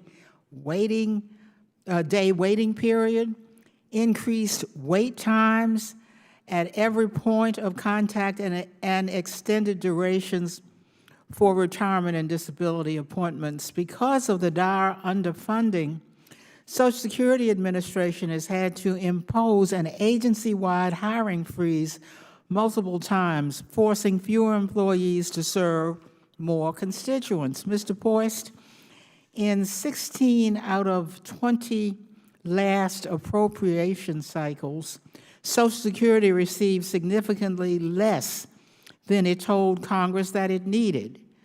How has this consistent underfunding affected your agency's ability to serve older Americans and those with disabilities? Great, thank you for that question. So the history of underfunding at Social Security has led to some of the challenges we've talked about today, right? I mean, staffing being one of them, right? We hit our lowest level of staffing in 25 years in fiscal year 2022. Again, we did receive an increase in our appropriation in 2023, so that has allowed us to rebuild some of our staffing. Pleased to report, as of today, we're up about 2,000 people from where we ended fiscal year 2022. But the underfunding that you were asking about, it also has hindered our ability to implement new IT initiatives across the agency. It's also limited our ability to fund overtime for our frontline operations to work down some of these critical backlogs. All right, Mr. Poist, this is another question for you. In fiscal 2022, the Social Security Administration reported its smallest workforce in 25 years, the result of insufficient funding. But the number of beneficiaries the agency served increased by more than 10 million people in the past decade. Field offices, payment centers, and disability determination services agencies throughout the country continue to operate under the effects of decreased staffing, while also helping more people at some of the most vulnerable and sensitive moments. Sustained funding cuts have chopped the Social Security Administration's current budget. When adjusted for inflation, its funding has decreased more than 17% over the last 17 years. At the same time, largely because of an aging population, the number of people qualifying for benefits has increased 21%. So, Mr. Poist, how would sufficient funding and staffing affect your agency's ability to provide customer service to older Americans and those experiencing a disability? Right, so with support of the fiscal year 2024 President's budget request, I think we'd see significant improvements to almost all of our customer service metrics. Again, I'd mentioned some in my oral testimony. We'd see the National 800 number wait time decrease from 35 minutes this year to 20 minutes next year. We'd also see all parts of the disability process, the production, the volumes improve as well in 2024. We'd also be able to continue modernizing some of our IT systems and developing those online suite of services to help customers reach us both online and in person. Congress needs to provide adequate funding to federal agencies to bolster their workforce, and by providing workers adequate compensation, offering comparable benefits, and exploring other steps to attract the next generation of federal workers. Otherwise, it may be very difficult for agencies to make progress on backlogs and improve customer service. And, Mr. Chairman, I yield back the balance of my time. Joel yields back her time. Thank you very much. The gentleman from North Carolina, Mr. Edwards, is recognized.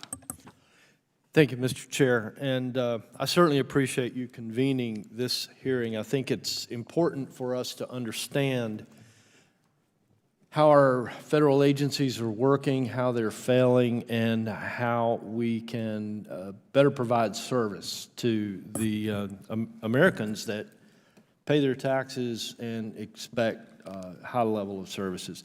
There's an awful lot to unpack here with three distinguished folks like this, but I'd like to focus just a bit on passports. That seems to be one of the issues that my office deals with the most.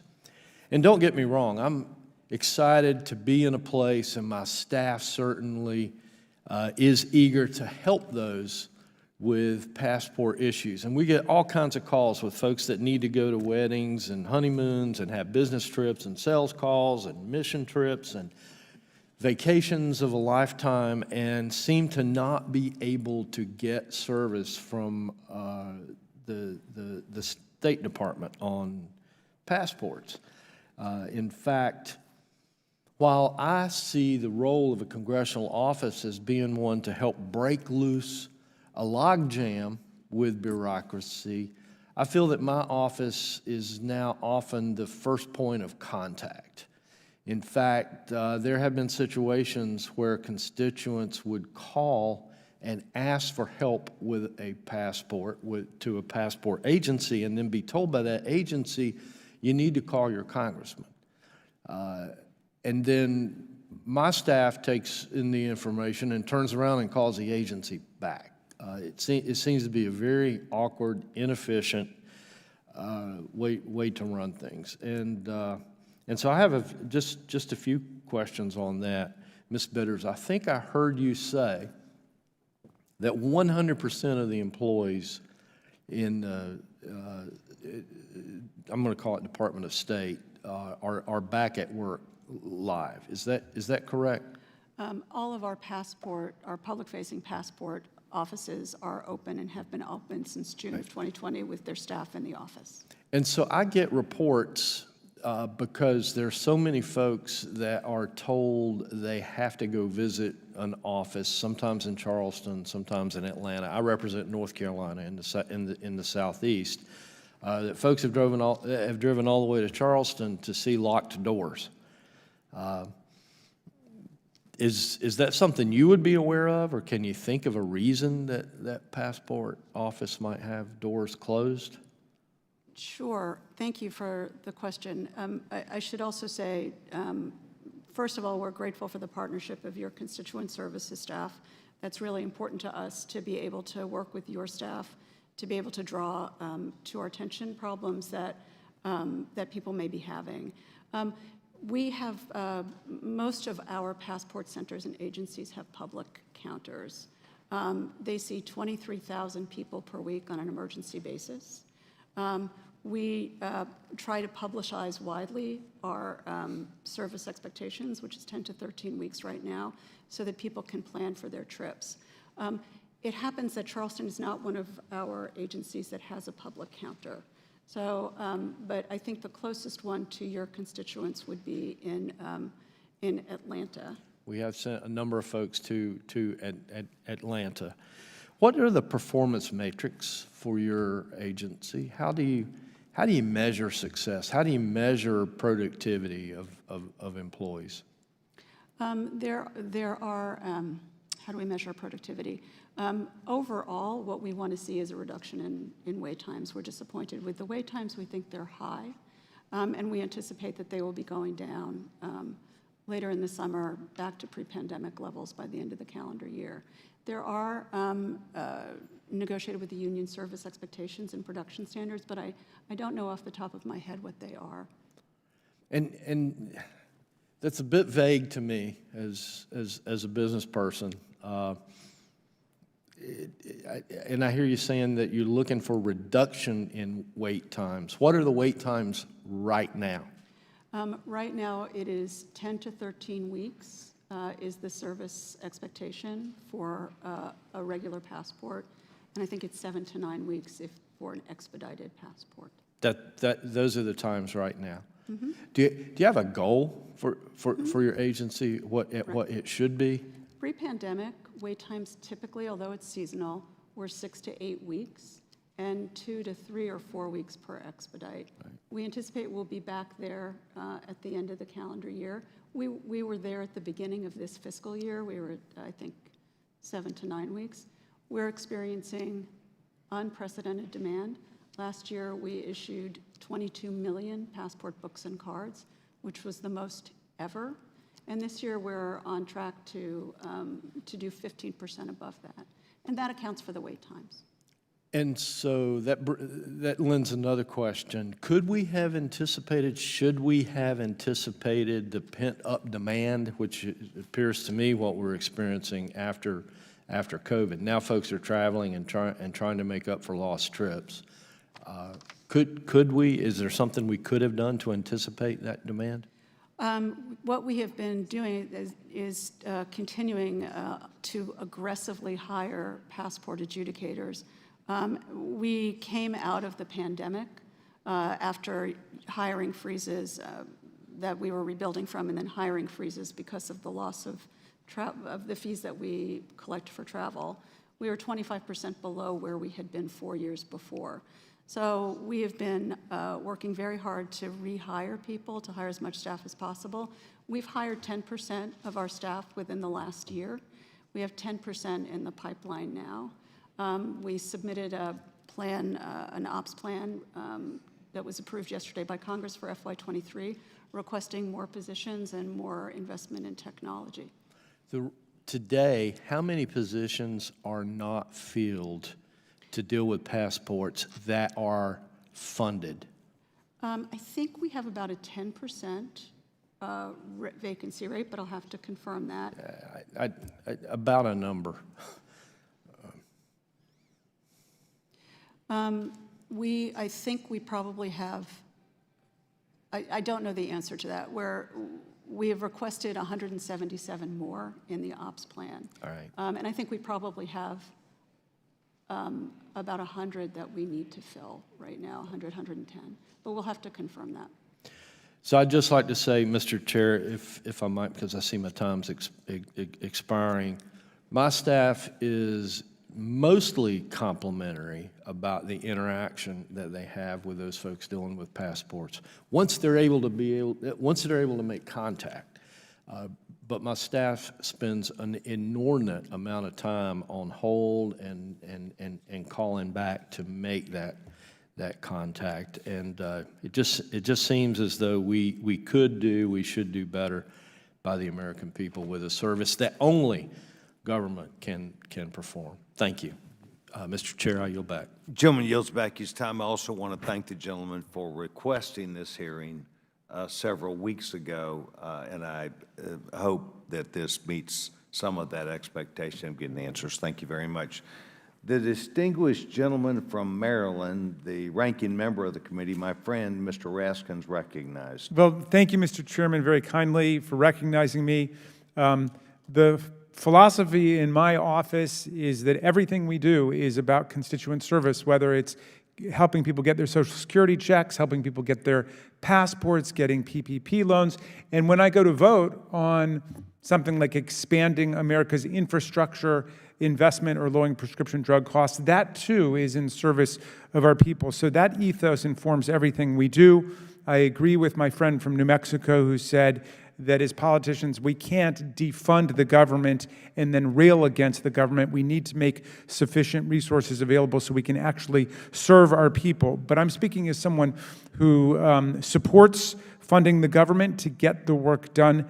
And I've had some problems. And I want to start by referring to a constituent who's immunocompromised and applied for disability benefits from SSI in spring of last year, and she quickly got a denial for a non-medical reason.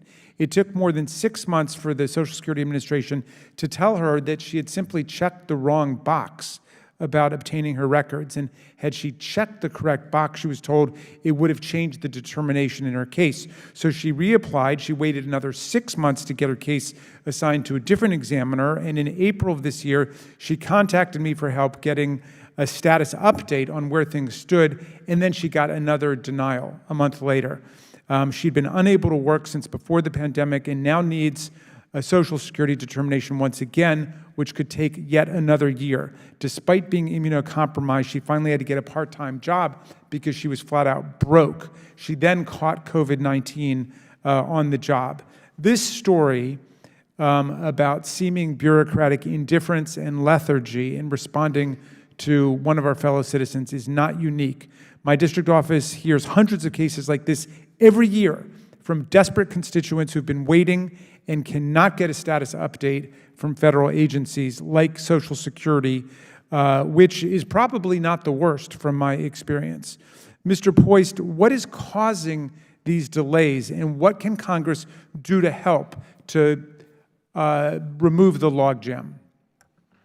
Sure. So thank you so much for that question. And we've got a lot of challenges with the initial disability process, and do feel deeply for that the delays that constituent waited.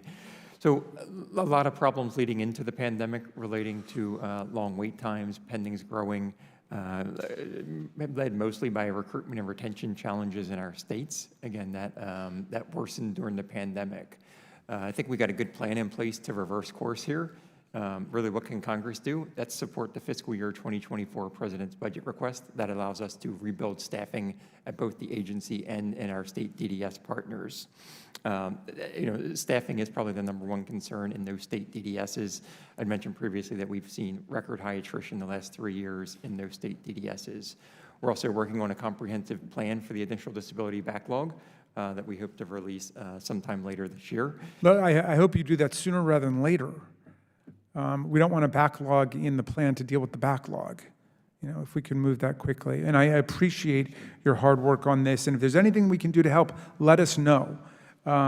It's hard to think of anything more important to us. For passport help, my office has opened 1,000 cases in the first 6 months of this year, which is double what we opened in all of last year. And it's impossible to manage our constituents' expectations because the Office of Passport Services continues to change the processing times, and that's not an acceptable way for us to be doing business.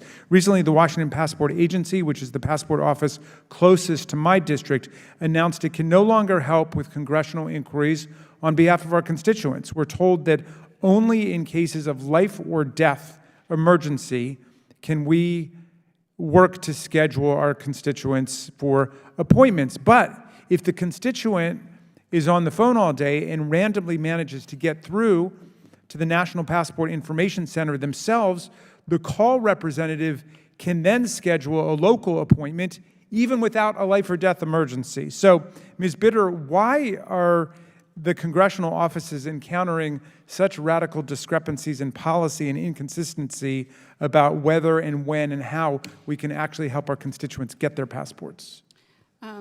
Thank you, sir.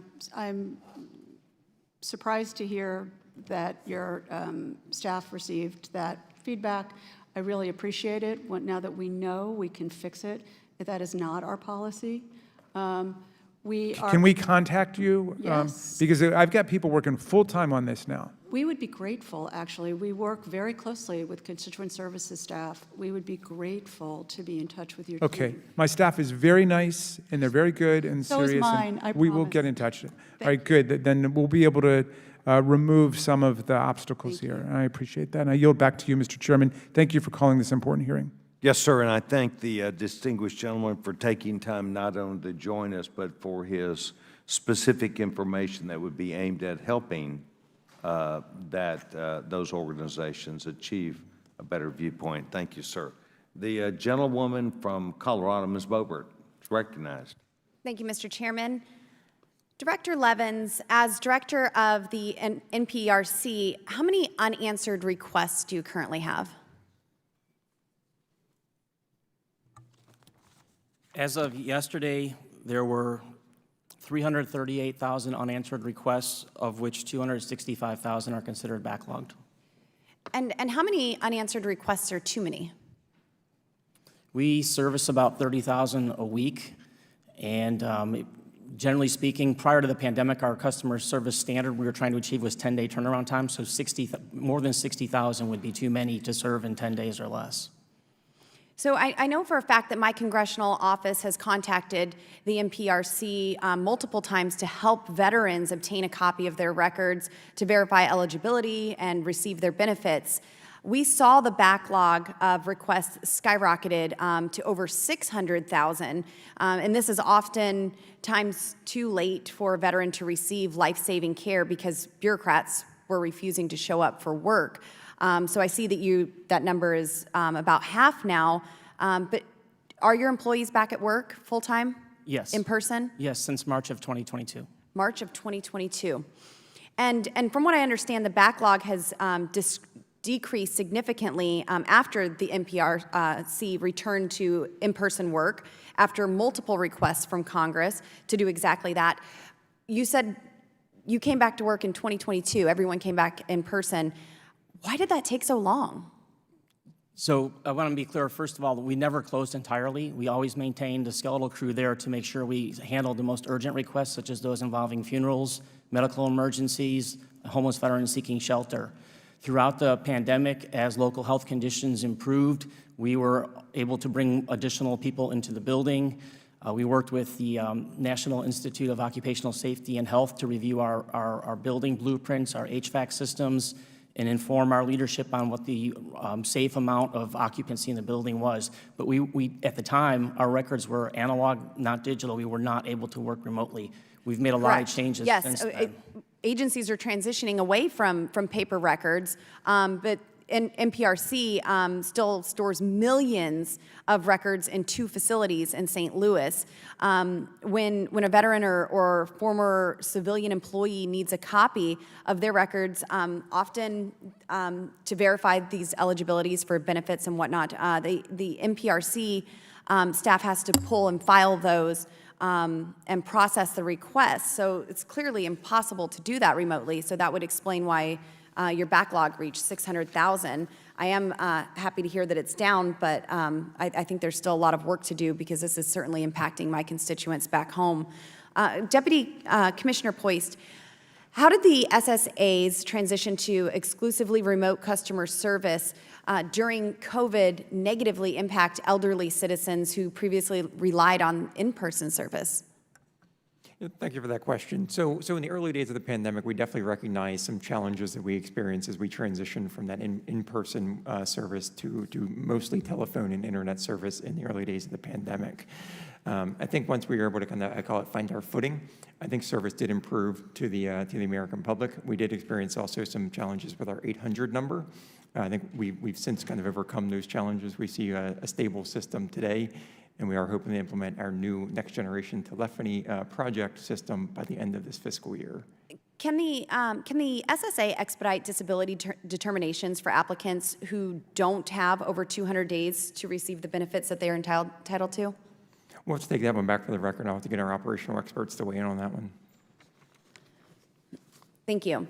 Assistant Secretary Bitter, if your family had planned a trip and they needed their passports, they needed them issued, renewed, would you prefer to have your appointment before or after the trip is scheduled? Thank you for the question.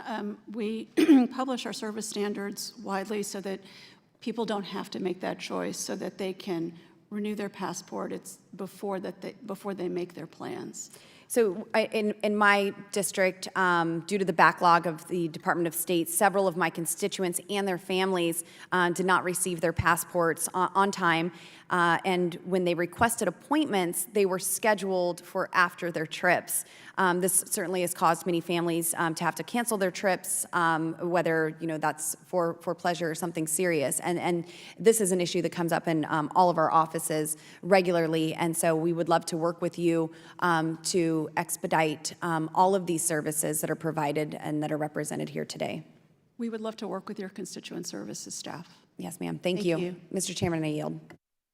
Joan yields back her time. Thank you very much. The gentleman from Florida. Mr. Frost is recognized. Thank you, Mr. Chairman. I'm proud to represent Central Florida here in the United States Congress. Central Florida is home to Orlando, one of the top tourist destinations in the entire country. The closest passport agency to Orlando, Florida is actually in Miami. It's about 235 miles away, about a 4-hour drive, an expensive plane ticket or train ticket to get there. The Miami Passport Agency is only open Monday through Friday, 7 a.m. until 2 p.m. I'm concerned about the people who work Monday through Friday, the working class people who have a hard time taking off to go travel 4 hours to Miami for their passport applications. Assistant Secretary Bitter, I understand the Miami Passport Agency staff are working extremely hard under the constraints that they have and the hours that they're open. The problem for my constituents is it's not always possible to take time off to get down there. Are there any solutions that come to mind on ways that we can address this problem? Yes, thank you so much for the question, Congressman. We have 7,000 acceptance agencies across the United States where people can apply in person. For renewals, of course, people can send them in by mail. When we do our geographic surveys, we find that 95% of our customers live within 25 miles of an acceptance agency, and 90% of Americans live within a 5-hour drive of a counter. What we're aiming to do, of course, is to ensure that our service standards are widely publicized so people can plan their trips and they don't have to go to a passport agency, and also to invest in technology so people can have more access to the ability to apply from their own homes. We would love to work with you if there are more opportunities to increase the number of acceptance facilities so people can apply in person in your district. We would love to work with you on that. Okay, perfect. I'd love to work with you on that as well. Assistant Secretary Bitter, yesterday I sent a letter to Deputy Assistant Secretary Arndt asking if the Department of State would consider accepting appointments on Saturday at that office. Would you be able to commit to taking a look at that letter and exploring that option, just so that way working families who have a hard time getting there during the week, they have an opportunity to go to a counter and see somebody? Certainly, and in fact, our counters across the network each of them have opened some weekend hours, but I would love to look at that letter, and we'll certainly work with you on that. Thank you so much. Thank you. Thank you to committing to taking a look at the letter, looking at how we can accommodate working families on a Saturday, and also looking at how we can probably get a counter in Florida's 10th Congressional District. My constituents have family reunions, business trips, honeymoons to get to, and so we just want to make sure we're doing everything we can to advocate for them.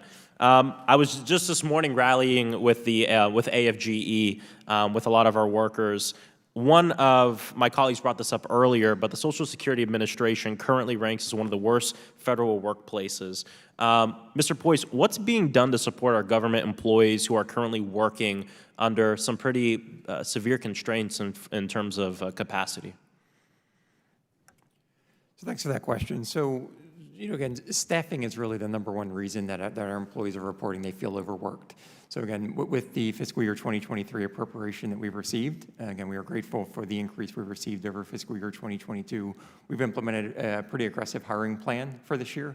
I'd already mentioned that we reported about 2,000 net gains so far this fiscal year. So kind of a help is on the way for those employees out there on our front lines who are working day in and day out for us.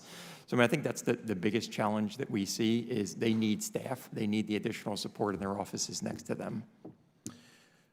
For the next fiscal year, Social Security Administration requests additional funding to improve customer service in field offices and hotlines, address processing center backlogs, and reduce the disability claims backlog. I know you've been expressing that capacity is really the main root cause of a lot of the problems we're seeing. Which federal body is in charge of funding the Social Security Administration?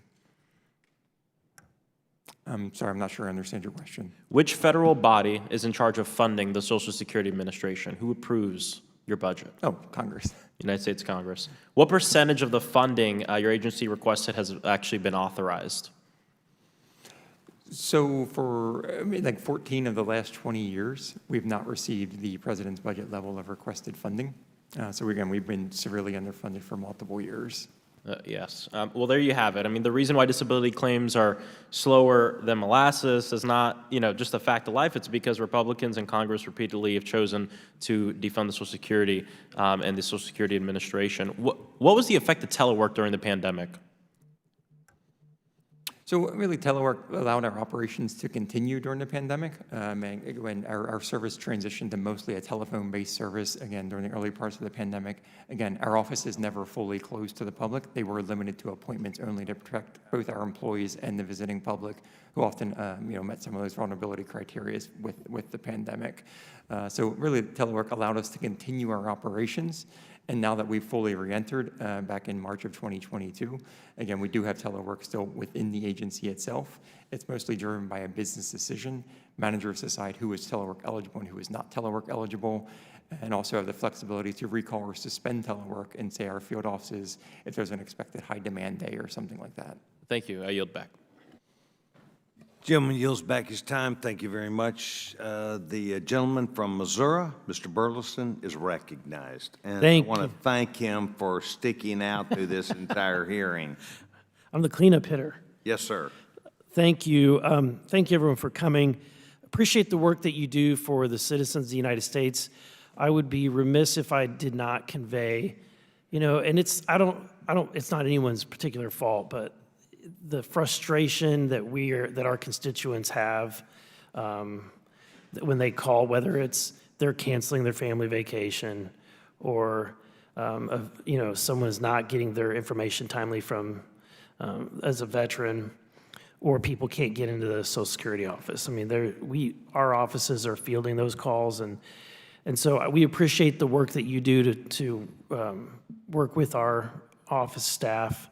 And so I kind of want to go this route of questions. I come from the private sector, worked in IT. We had tickets. Whenever you have somebody call in, we had software that managed those tickets. Because of that, we were able to look at particular employee data, look at a department, be able to identify ticket turnaround time, how that compares, how that is normative compared to other departments. We're able to identify employees that were exceptional, and then we would send out surveys, and then you would be able to determine not only is an employee fast, but people are happy.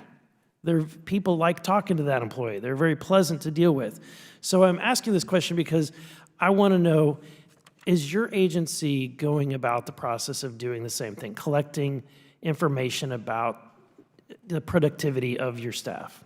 And we can start with honorable bidder and then move on. Thank you.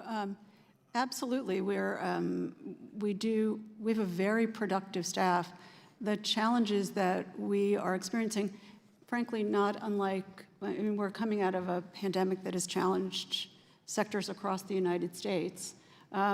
Where our challenges are is we have not enough employees right now to handle what is record-setting, unprecedented. Do you have a system in place where you're able to keep track of the volume that they're taking on, the tickets, their turnaround time, the satisfaction scores? So you are keeping that? We keep that for the agency and also for our call center and for all parts of our organization. Do you use that data for individuals on their annual report? Is there any kind of merit pay based on their success or satisfaction? I don't know the answer to that, actually. It is certainly part of the performance review of people. I don't know specifically how the data is used. Because coming from the private sector, that's what we do. Your performance, a portion of your merit performance or pay increase is dependent upon data, as opposed to, whether or not people at work like you or your manager likes you. So Understood. So something to consider. Same questions, Mr. Levins. Thank you for your question. Yes, we are a very numbers-driven organization, and we have a pretty sophisticated production system, so every transaction does get assigned a number to it. All of our employees have performance plans. Most of the jobs lend themselves to quantitative production and qualitative standards as well, and that's how they're evaluated. And there's also incentive programs based on your productivity achievements. And then, That's good. So there, you do have incentive programs. yes, yes. That's great. And go ahead, I stopped you. Okay, let's move up. Mr. Poist, same question. Sure, yeah, I think your original question was about surveys, so I do appreciate the question. So we do extensively survey some of our employees. We do a federal employee viewpoint survey each year. So you're asking the employees how if they're satisfied. I'm asking if the people that you serve, the taxpayers, if you're surveying them. Yes. Okay. So we also survey our customers pretty extensively as well. So we have an always-on online survey. So any member of the public can go online at any time they choose and fill out a survey. And then are you using any kind of merit pay or performance pay? I'd have to get back to you on whether we use that in performance management. Okay, I would encourage you to do that. My next question, I've got little time, has to do with how do we improve? So, Mrs. Bitter, how do we digitize or streamline and improve the process of getting a passport, renewing a passport? And then I would ask Mr. Levins, same thing. How do we streamline the ability for someone, a veteran, to just they should be able to log in and just download all the documents that belong to them? Go ahead. Thank you for the question. We piloted earlier this year our online passport renewal system.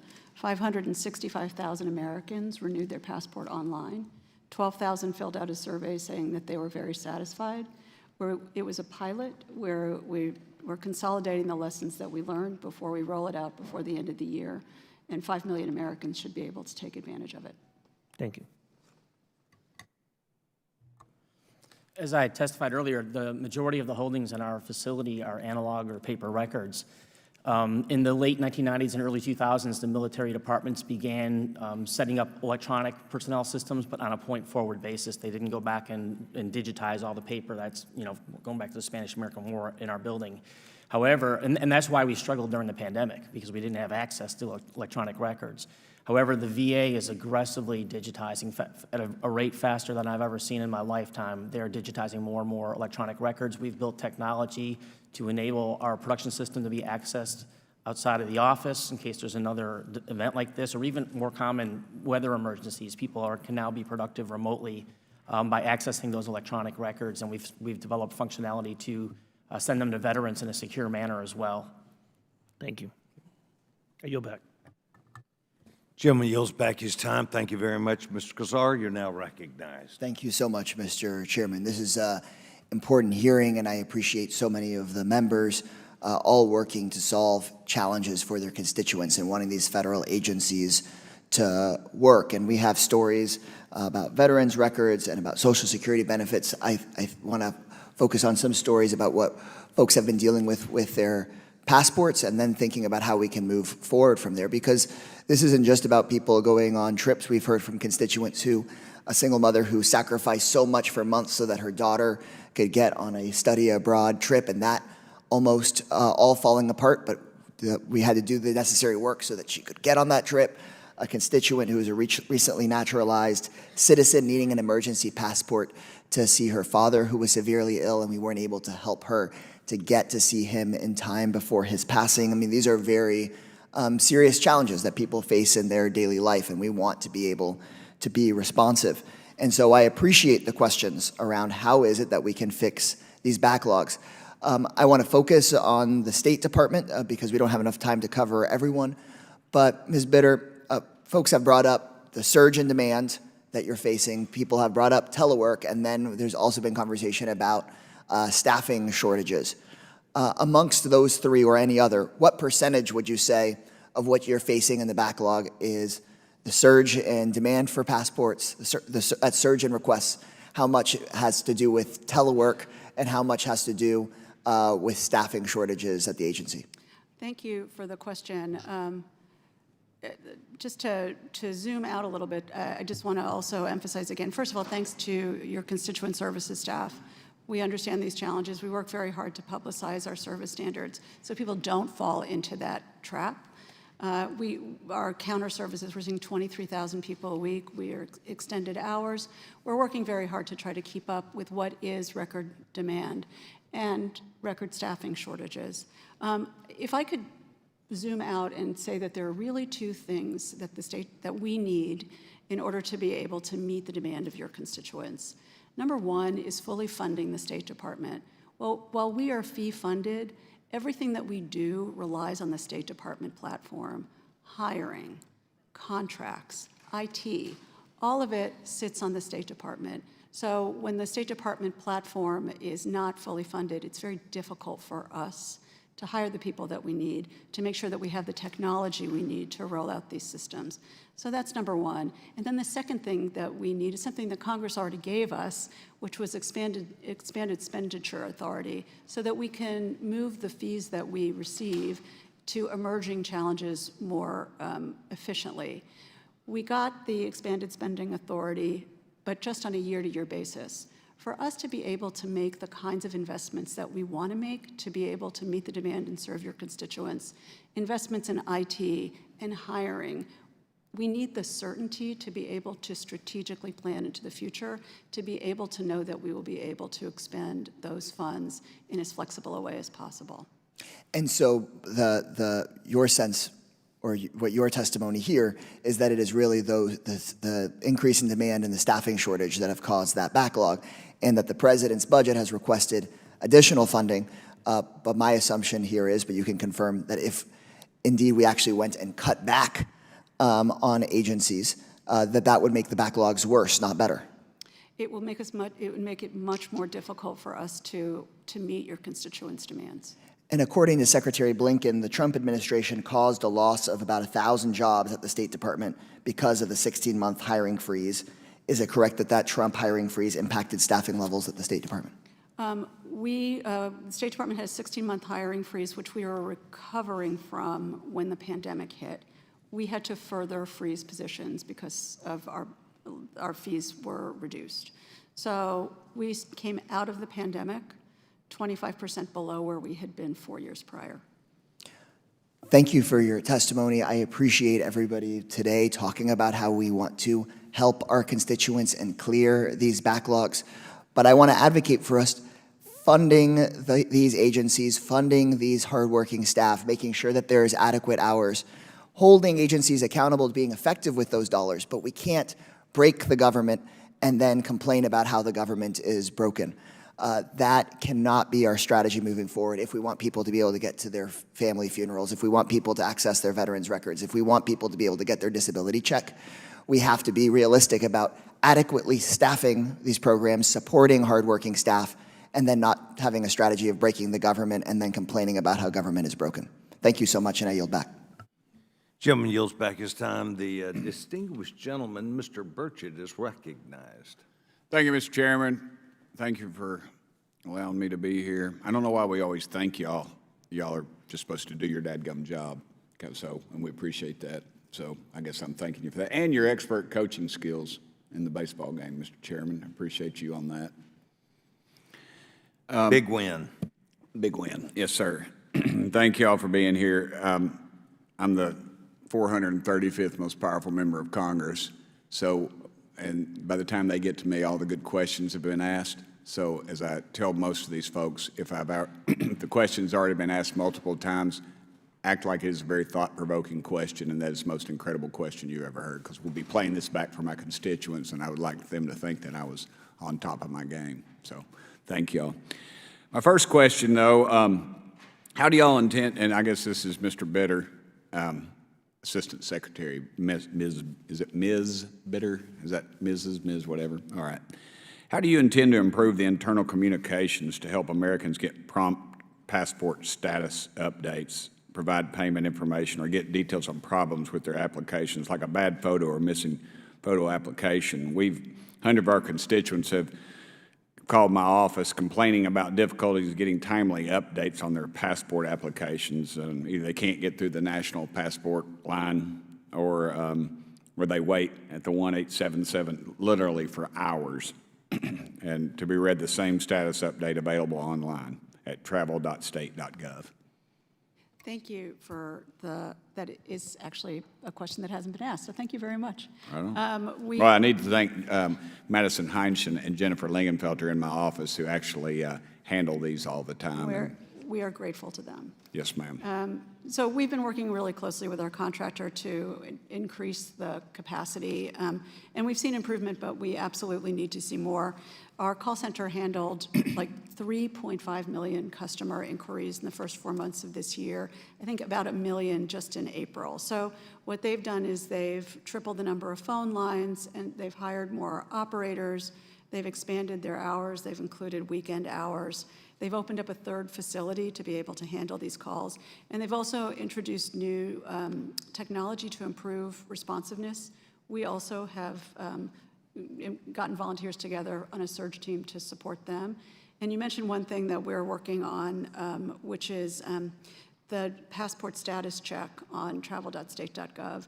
We're working to improve that. We recognize that that's something that is lacking, and it doesn't give robust enough information. We anticipate rolling that out, I think, in the next couple of months. All right. So that will take pressure off our call center. Let me follow up with that. Are the congressional district offices being used as buffers for the Bureau of Consular Affairs? Because my office has opened up 112 passport cases from in 2022, from January to June, but the same time frame this year, the number is 304. Thank you. Yes, I think we, and thank you for that. We tend to think of your constituent services staff as partners, and we're, rather than buffers, although we are grateful anytime somebody can draw to our attention challenges that a constituent is having. It's important to us because if we don't know about it, we can't fix it. And I will go further. We want to work with your constituent services staff. We want to partner on outreach into your district to make sure that people don't miss trips, that they understand what the service standards are so that they can plan Yes, their ma'am, travel but when they're on hold for 3 hours, that I hate to say it, but those words are very hollow, I guess I should say, because that doesn't, when I get an angry constituent, and I can tell you it happens a lot. If I'm in a church parking lot or going to the store, I can generally tell the tone of their voice that it's going to be a question dealing with something like this, because it seems to be the real hot button right now. And my office, the ladies in my office do an excellent job of it, so I'm pretty sure our senators call on them or push them off on us as well. And a lot of times I know they're dealing with folks that aren't even our constituents. And so it's very troublesome to me that this just keeps happening, but you're telling me that they're doing something to fix this problem. We anticipate that our wait times will be back to pre-pandemic levels by the end of this calendar year, and that through the late summer and fall that they will decrease incrementally. Okay, what measures real quickly are being implemented to catch up on the backlog? We have surge teams in place across the department of volunteers. We've called back retirees. We've kept people from their new employees are working on passports. Search teams across the department, actually, and across the network and across the world are working to make sure that we can stay within our service standards, 10 to 13 weeks. And we recognize that we work very hard to publicize those service standards so people can plan their travel. People pay attention. Unfortunately, people don't pay attention until they have a trip planned. So we're working, again, our counters across the network see roughly 23,000 people per week. We've extended those hours, and these are for emergency appointments, and we've included weekend hours as well. Okay, I'm out of time, but ma'am, if there's ever something that we need to be doing on our end, I sure'd like to know, because this is really a hot button in Tennessee. I'm sure it is across the country. Thank you. Thank you, Mr. Chairman. Gentleman yields back his time. Thank you very much. The gentlewoman from Dallas, Texas, Ms. Crockett, is recognized. Thank you, Mr. Chairman. And much like my colleague, a lot has already been said, a lot that I can reiterate. I think that this is probably one of the times we are a little bit more bipartisan in that our constituent work is being comprised of a lot of the same issues. I do want to say that we are having to work overtime because of passports specifically. I got a text message from my chief right before the weekend saying that he was going to have someone work over the weekend because last week alone we got 30 passport cases that came in. We are kind of overwhelmed with passports, and much like it's already been said, we've been told that when people call the passport office, they're told to call your congressperson. So it feels as if we're doing the heavy lifting, and I don't want to beat up on you, but I do want to be real in this setting because this is what oversight is about. And while I can appreciate advertising and telling people that this is the time frame that it's taking, we've got emergencies that are arising as well. Now, because I am in Dallas, my constituents don't have to travel far because we do have a location there that can help them same day. And that has definitely proven to be really beneficial to my constituents. And I do want to say that they really do appreciate the help. And so I know that they would send you the type of love that I'm about to read from one of my constituents, Sean, because I want people to understand it's not just summer vacations, even though those are spiking as well. It's other opportunities. Sean contacted us frantically. He contacted my office, he contacted me directly, he contacted another elected official because he really needed help with the passport. But ultimately, he emailed me back and he said my passport application had encountered unexpected delays, which left me uncertain about receiving it in time for a great academic achievement of my life, an internship in Oxford University. He was about to miss this because he could not get his passport. That's not something that everyone gets an opportunity to do. And so I'm excited that we were able to help him. He was excited that we were able to help him. But I do want you to understand truly the depth of the issues that exist as it relates to passports. I'm going to move on to Social Security, though, because something that really hasn't been highlighted is something that was said by one of my colleagues from across the aisle. And I feel as if he was saying the quiet part out loud. He started talking about Social Security, and he started talking about life expectancy, and he talked about the fact that basically most people would die before they would ever get to Social Security. That's to summarize it. Do you remember that questioning? Okay. And so right now, he has a problem with Social Security because right now, most people will live to see Social Security. So essentially, we want to say that we're offering Social Security on paper, but we don't ever want to have to see a payout for that, is what I got out of that questioning, and that is unfortunate. And I'm curious to know if my colleagues on the other side of the aisle are expressing this faux outrage about this, because when we look at the cuts that have been taken, and in fact, that particular colleague was upset because there weren't cuts to Social Security.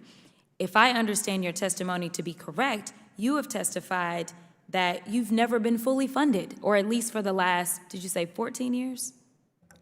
That's correct. 14 of the last 25 years, we have not received the president's budget request. So you've not even been fully funded, and that particular colleague was upset about the fact that there is no negotiation that's going to take place about cutting the funding even more, but this does have real-life consequences. I do have a constituent. We're working on her case right now. She's a mother of 3 small children. She reached out to our district office for help because she has been unable to work since August of 2020 after an illness attacked her muscles and nervous system. She is also unable to drive and some days even struggles to move. She applied for disability with Social Security Administration but is still waiting to hear back to get approved. And because she hasn't heard back, she has reached out to various community organizations throughout my district to see if they can help her with rent and utilities. This should not be the story of America, but I am alarmed when I hear people say the quiet part out loud. It seems like what we want to do is say, hey, we're going to fight against y'all because that's what we need to do for our constituents. But at the end of the day, if Social Security isn't getting through the cases, guess what? That means that we're saving money because we're not getting money to people that really need that money. And so, you know, I hope that my colleagues across the aisle take this seriously as we are about to endure a fight as it relates to the budget. And if we really do want to prioritize our shared constituencies, as our stories are the same on both sides of the aisle. And the solution that I've heard from each of you is funding. Funding so that you can modernize. Do I have that wrong? That's correct. For Social Security, we need funding to hire staff, to maintain staff, to increase our IT investments, to fund our overtime to support our backlogs. So if we're all having the same problems, it sounds like we all know what the solution is. Fully fund your agencies. Thank you for your commitment to the people of the United States of America. And with that, I yield back. Gentlewoman yields back her time. I'm going to yield myself time. Thank you to each of you who are here. This is not my closing statement. I'm sure we expect others to come. Part of the discussion I'd like to have is there's a misnomer that I think we get wrong. You're entitled to answer the way you do, but it is not unusual for reports to be heard in this city about some of the largest buildings that have federal employees almost exclusively, but federal employees. It's been reported that some 17% of employees, only 17%, at one time or another, reported to one of the major buildings here in Washington, D.C. that were government workers. Those are the kinds of things that fuel the questions about when do you go back to work? What is that percent? I do recognize, or at least I think I do, the State Department does need to be on the job for issuing a passport. That's kind of hard to do over the phone. But I would just say that's what fuels some of the conversation on our side about not being at work, because the reality is some of the companies that own these badges offer that feedback. Some people in this city have complained about, and we held a hearing on it, how the city of Washington needs to get federal workers back to work because they're having problems economically, not only in small business, but the need to do their job. I'd like to provide some feedback if I can. There was a conversation that we had, Ambassador, where there was a conversation about online systems that were tried and evidently successful and now being looked at pending making that an online system. Good gosh. Seems like to me if it worked and you've got 12,000 people that said thank you, that would be enough for the management of the organization to help us out, because primarily the people that we run across in Waco, Texas, and across Central Texas already have passports. It seems like that they would be awesome candidates for that. Next point. A good number of companies across this country, I could say American Express, I could say American Airlines, they have people who, when you log on, they have a system that says, may we call you back, rather than you waiting online. May we call you back in the times, sometimes the times are not advantageous or something you can plan for, but can we call you back in between 47 and 52 minutes? Some of these same companies offer an opportunity for you to go online and actually engage a person who texts, what I would call text. It may be regular email, but it looks like text to me. And they text back and forth to where you can see the conversation. Ask a question, get the answer, ask for information, and it seemingly, to me, is a more effective way, not to somebody that is not computer literate, but someone who chooses to do this. And it seems like to me that there are other tasks which could be expanded from all three of your agencies. Next point, if I were to count these out, I've probably got 15 of them, I admit. And it's just feedback from watching the process. People generally send it in and they hear back, let's say, 10 weeks later. And many of the times, maybe most, maybe all, the passport does arrive by FedEx or UPS the day before they go. But pending that, it may have taken 3 phone calls back and forth. There's bound to be a burden off that process that you have of somebody answering the phone.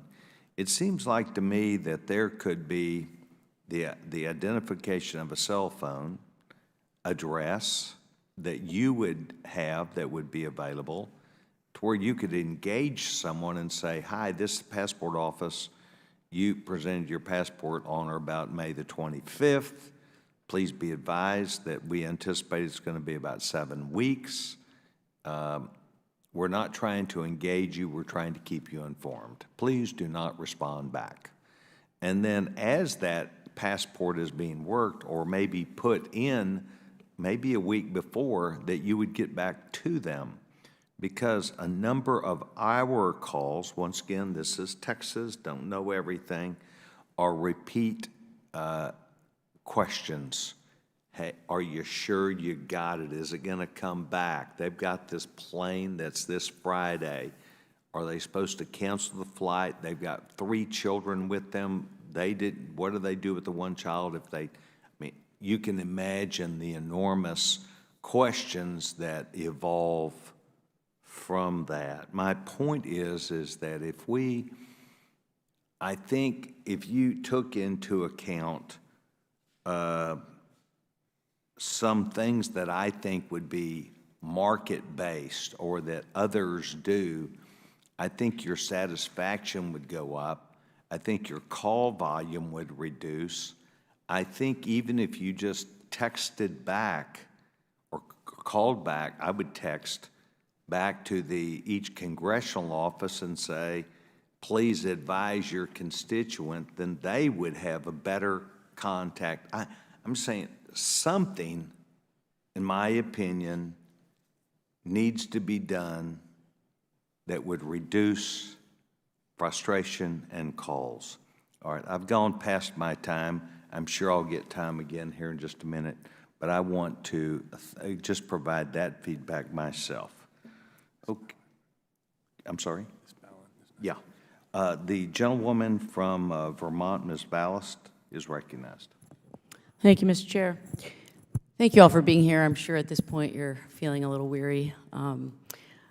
I want to just start by saying, you know, you just can't get blood from a stone. That's what I'm getting from this hearing here. In 2017, then President Trump issued an executive order to freeze hiring across the government to reduce the federal workforce. It was one of his very first actions after taking office. Though this order lasted just under 3 months, some federal agencies experienced much longer hiring freezes. At the State Department, the hiring freeze lasted for 16 months. So, Ms. Bitter, how many people did the State Department lose during the Trump administration from policies to reduce the size of the federal workforce, including hiring freezes? Thank you for the question. I'll zoom out a little bit and answer sort of globally what happened was absolutely we were recovering when the pandemic hit from those hiring freezes, and then we instituted more hiring freezes. Right. Putting us at 25% below where we had been in 2017. So to give you a sense, I'm going to get these numbers a little bit wrong, but at the beginning of the last administration, I think there were probably around 1,450 people doing this work, and by the time we were able to begin hiring, there were just around 1,100. Okay, so you said a 25%. We were at a 25% deficit when we were able to begin hiring again. Okay, significant. Ms. Bitter, how did staff attrition affect the State Department's ability to serve constituents? Just briefly, just tick them off, yeah. Right, thank you. So, and I'm speaking just with respect to passport services. So, in addition to having a much reduced staff, last year we received unprecedented demand for passport services, 22 million passport books and cards. This year, we are experiencing, it will be probably 15% above that. We've been able to grow our staff by 10%, but again, this accounts for the wait times that are longer than we would like.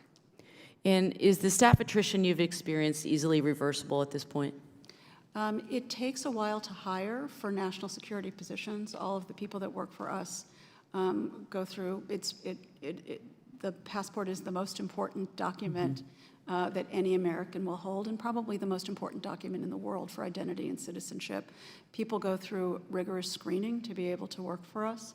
And even when we begin hiring, it does take time to bring people on board. And I imagine that losing significant staff also impacts institutional knowledge, would you say? That's fair. And we don't just experiencing that in departments and state government. That's true for any organization, right? You lose institutional knowledge, you lose key relationships, and it impacts the work on a day-to-day basis in any work setting. So at this point, I ask unanimous consent to insert into the record a New York Times article that stated, quote, President Trump's politicization of normally neutral positions and frequent criticism of his own bureaucracy hurt the public's faith in government, the morale of employees who remain, and the prospects that a new generation will even enter public service, end quote. The Trump administration's hiring freeze negatively affected employee welfare and morale for years. Even after it was lifted, the damage had been done. The Trump administration's misguided efforts to shrink federal agencies caused a mass exodus of knowledge, as I was talking about, and know-how from agencies responsible for helping regular Americans, providing disability benefits, supplemental security income, access to life-saving care, resources for veterans. It goes on. And as we've heard so much in this hearing around passports and visas. Mr. Poist, one of the most critical issues the Social Security Administration faces is the significant number of people waiting for months, even years, for a decision on their disability application or appeal. Would you agree with that? That's correct. Currently, people are waiting over 7 months for initial disability decision. 7 months for an initial decision. What's the root cause of your customer service challenges?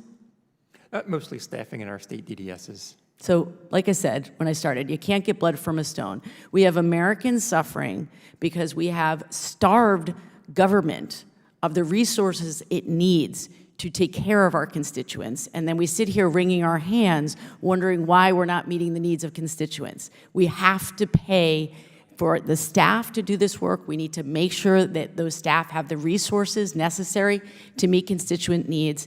And this is not rocket science here. If you starve agencies, they can't do the work. Thank you. I yield back. Gentlewoman yields back her time. The gentleman from California, Mr. Garcia, is recognized. Thank you very much. I want to thank all of you for your service. I know that it's very hard work, and I know that constituents reach out to the federal government, not just in our district, but across the country every single day. I've been in Congress for about 6 months, and I've seen just the hard work that our federal employees are doing every single day. Right before I took this job, I was mayor of Long Beach, California for 8 years. We had 6,000 hardworking municipal employees who I respected and uplifted through very difficult times, including during the pandemic. And I think it's important to remember that most folks are in government or working in government because they actually want to help people. And so I think first, it's really important to recognize that yes, there's a lot of work to do in all of our departments, but we have hardworking people behind those desks and on the phones and out in the community working to make our country a better place and to provide the best services possible under sometimes very difficult budget conditions. I personally have just been very impressed with just the level of feedback that we've received from working with a lot of the agencies across the federal government. The passport and State Department issues have been brought up, which we're all aware of. I will also say that the response in helping us facilitate some of these difficult cases has been phenomenal in our office with passports. Yes, there's a huge challenge. We're very aware. We get the same emails and calls every day. But the response of those folks that are on the ground working with our office have been really something really great to see. And so I want to thank the team that are working on the passport team and the team that's there and based in LA and California helping us through our process. I do want to give, just to take this moment, a shout out to both Brian Bravo and Isaac Romero on my team in the district office that are working on the passport issue and all these issues every single day, and to the countless residents that are contacting us that we can assist, whether it's for passports, whether it's to help with Medicare and Social Security issues, or the other issues that our constituents are facing. And I think it's important, something I recognize that, as mayor, it was all about the budget, and it's all about ensuring that our agencies have enough to do the job that we're asking them to do. Now, the federal government's on a completely different scale, and I'm learning that every single day. But I also, I think it's important that as we talk about cuts and even some of the attacks I heard earlier about some of our agencies or the hardworking folks in them, that we've also been, under our last few years, we've been trying to clean up what I view as a mess by former President Donald Trump and his sabotage efforts, quite frankly, against some of our departments. If you look at the State Department, which we've been discussing, we had extremists within the Trump administration constantly attacking the State Department and pushing back on any sort of additional support there as an agency. So I personally am proud of the Biden-Harris administration, the work that they've done to rebuild and support our agencies. There's still a lot more work to do, and in fact, a lot more support that is needed, but there's been really good progress that has been made. I want to note an executive order prioritizing customer service for those that rely on these services within the Biden-Harris administration, and I want to quote the order, and that's delivering excellent, equitable, and secure federal services and customer experience. And I think that really says it all, and I commend both the president and the vice president for leading an administration that's focused on people.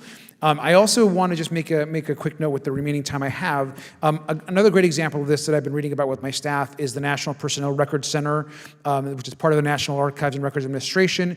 They've done a great program for military and civil service personnel record requests. I know that you guys have been involved in that. Mr. Levins, briefly, can you just summarize for us in this last minute the administration's investments, as well as those from Congress, that have helped the Personnel Records Center address veterans' records backlogs? Thank you for your question. Yes, Congress generously appropriated COVID relief funds for us, which we used to hire additional staff, contractors. Prior to the pandemic, our workforce did not have laptops. We used them, funding to buy laptops. We also made information technology improvements to support the ingest of electronic records. The VA is digitizing records from our paper holdings, and we're able to now ingest those into our production system and work those using electronic delivery services to veterans instead of paper. And I think it's been about a 50% reduction in the backlog of requests, approximately. And so I think I could just commend you and your team overall for the work that has happened there. And just finally, just want to thank all of our employees across all of our agencies for their hard work, and I hope we continue to invest not just in the departments, but also in them, and to constantly look at them in competitive marketplaces so that they're also being paid the fair wage that they deserve. Thank you. Gentleman yields back his time. I want to thank our witnesses and this committee for their feedback to us that authorized and set up this hearing. I want to thank our witnesses who've taken time to include us in their business decision-making. I want to thank them for their time and their study to come before this subcommittee. I hope you will take seriously every single member who spoke today, throughout the highs and throughout the lows of some of the personal attacks that were made. But I think that the truth of the matter is that we need to continue to work together.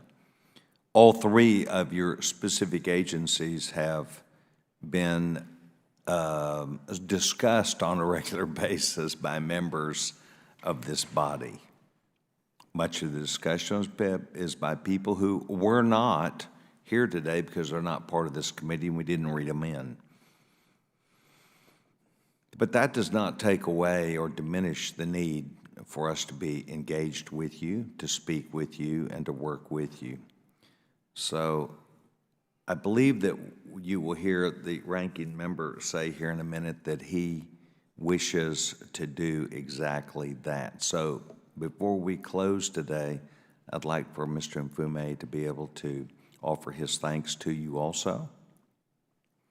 I think that it's important before you leave as our guests to say to you, we'd like to have you back. We'd like to gain a perspective on the ideas that you heard today, because I think each one of you received some bit of information, and to find out how we can transmit to our colleagues and respond back, because I believe both Mr. Mfume and I do owe that to this body.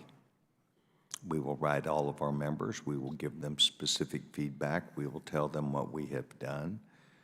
And we will also give them best wishes for the information which you provide us back about how you would like to take today's hearing. So, Mr. Mfume, the gentleman's recognized. Thank you very much, Mr. Chairman. It's been several hours, so we all got through it together. I want to thank you again, as I said before, for convening this hearing. I want to thank the members of this body who thought it was important enough to raise the issue, and hence here we are.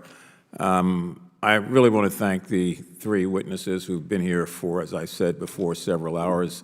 Secretary Bitter, Deputy Commissioner Poist, and Director Levins.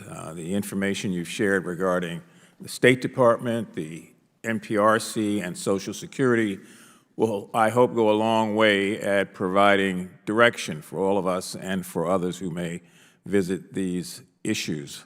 Allow me, if I might, just to kind of in my own mind summarize what I'm walking away with here. It's clear to me that policies such as the hiring freeze that we've heard about over and over again contributed to some extent to this whole issue of a customer service crisis. When you've got fewer people, you tend to do less work, and if you're doing more work, you don't have those people for long because they get burned out. I think my colleague said something about getting blood out of a rock.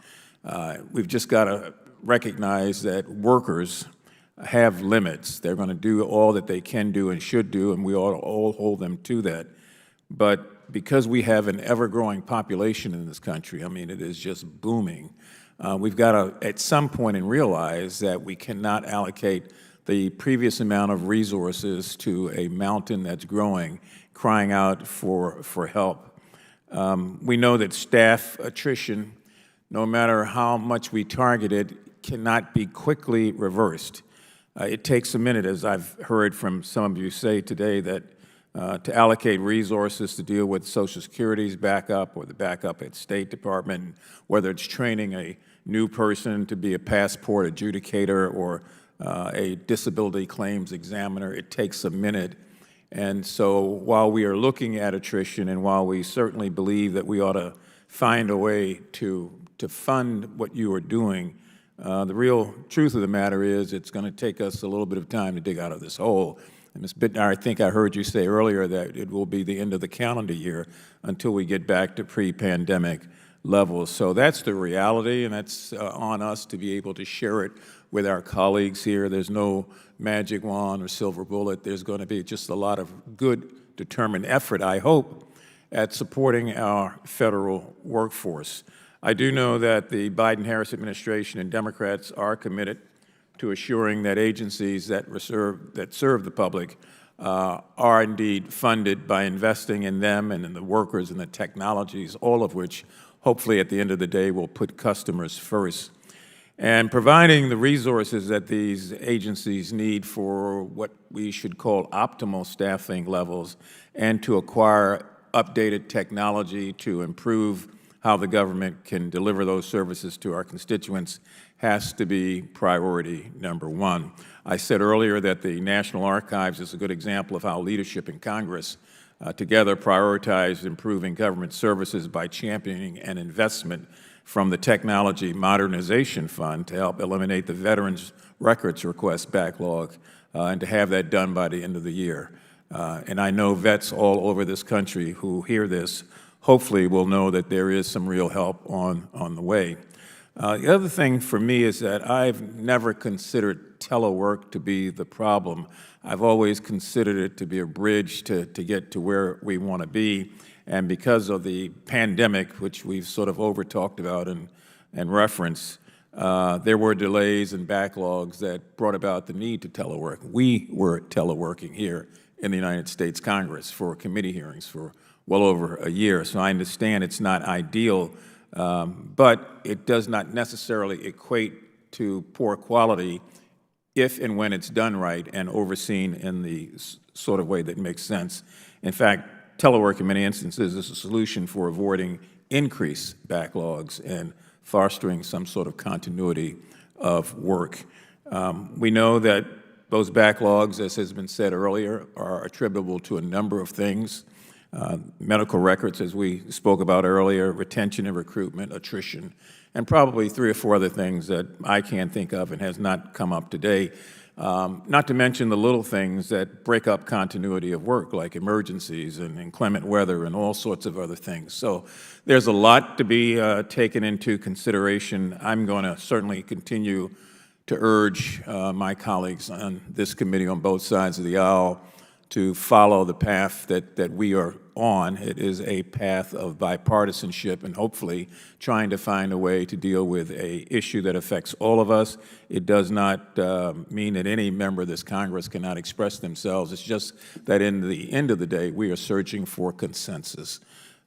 Because most people are not on the left or the right, most are in the middle. We're trying to govern from there, and to govern effectively, we've got to make sure that everyone is heard, but at the end of the day, that there's real progress, that there's a real effort to alleviate these problems that constituents are crying out about. You heard from over and over again from members of Congress about how they're approached in the street and at church and at community hearings by constituents who just feel like they are helpless, that agencies don't hear them, that they're put on hold, that nobody cares. That's a painful thing when you don't have the ability to correct that yourself. If everybody was a member of Congress, we wouldn't have the problem, but we should not be the ones that have to rattle the cages to bring about good service for the people who need it most. So, Mr. Chairman, I am going to conclude there. I do have and would ask unanimous consent that 2 statements be entered into the record, a statement from the Social Security Administration. It is the AFL, or CIO's, American Federation of Government Employees, that developed this, and I also have a statement about the Department of State's passport backlogs from the National Federation of Federal Employees that represent about 110,000 individuals. AFG represents about 3/4 people. And as I said once on the floor, federal workers are everywhere. They're not just in Washington, D.C. Thank you very much, Mr. Chairman. I would yield back. I want to thank again the witnesses for participating today. Mr. Mfume, I want to thank you very much. We all have our own sayings. You've heard them today. I spent 16 years vigorously in the free enterprise system, and we had a saying that by and large was either it works or it doesn't work. If it's working, you're okay, but if it's not working, you've got to continue to do something different. And I think today you had an opportunity to receive feedback. I think it's important for you to listen to us, and we wait to hear back from you. I would like to engage each of you individually on the feedback from what you heard from us today that I think came from both sides of the aisle.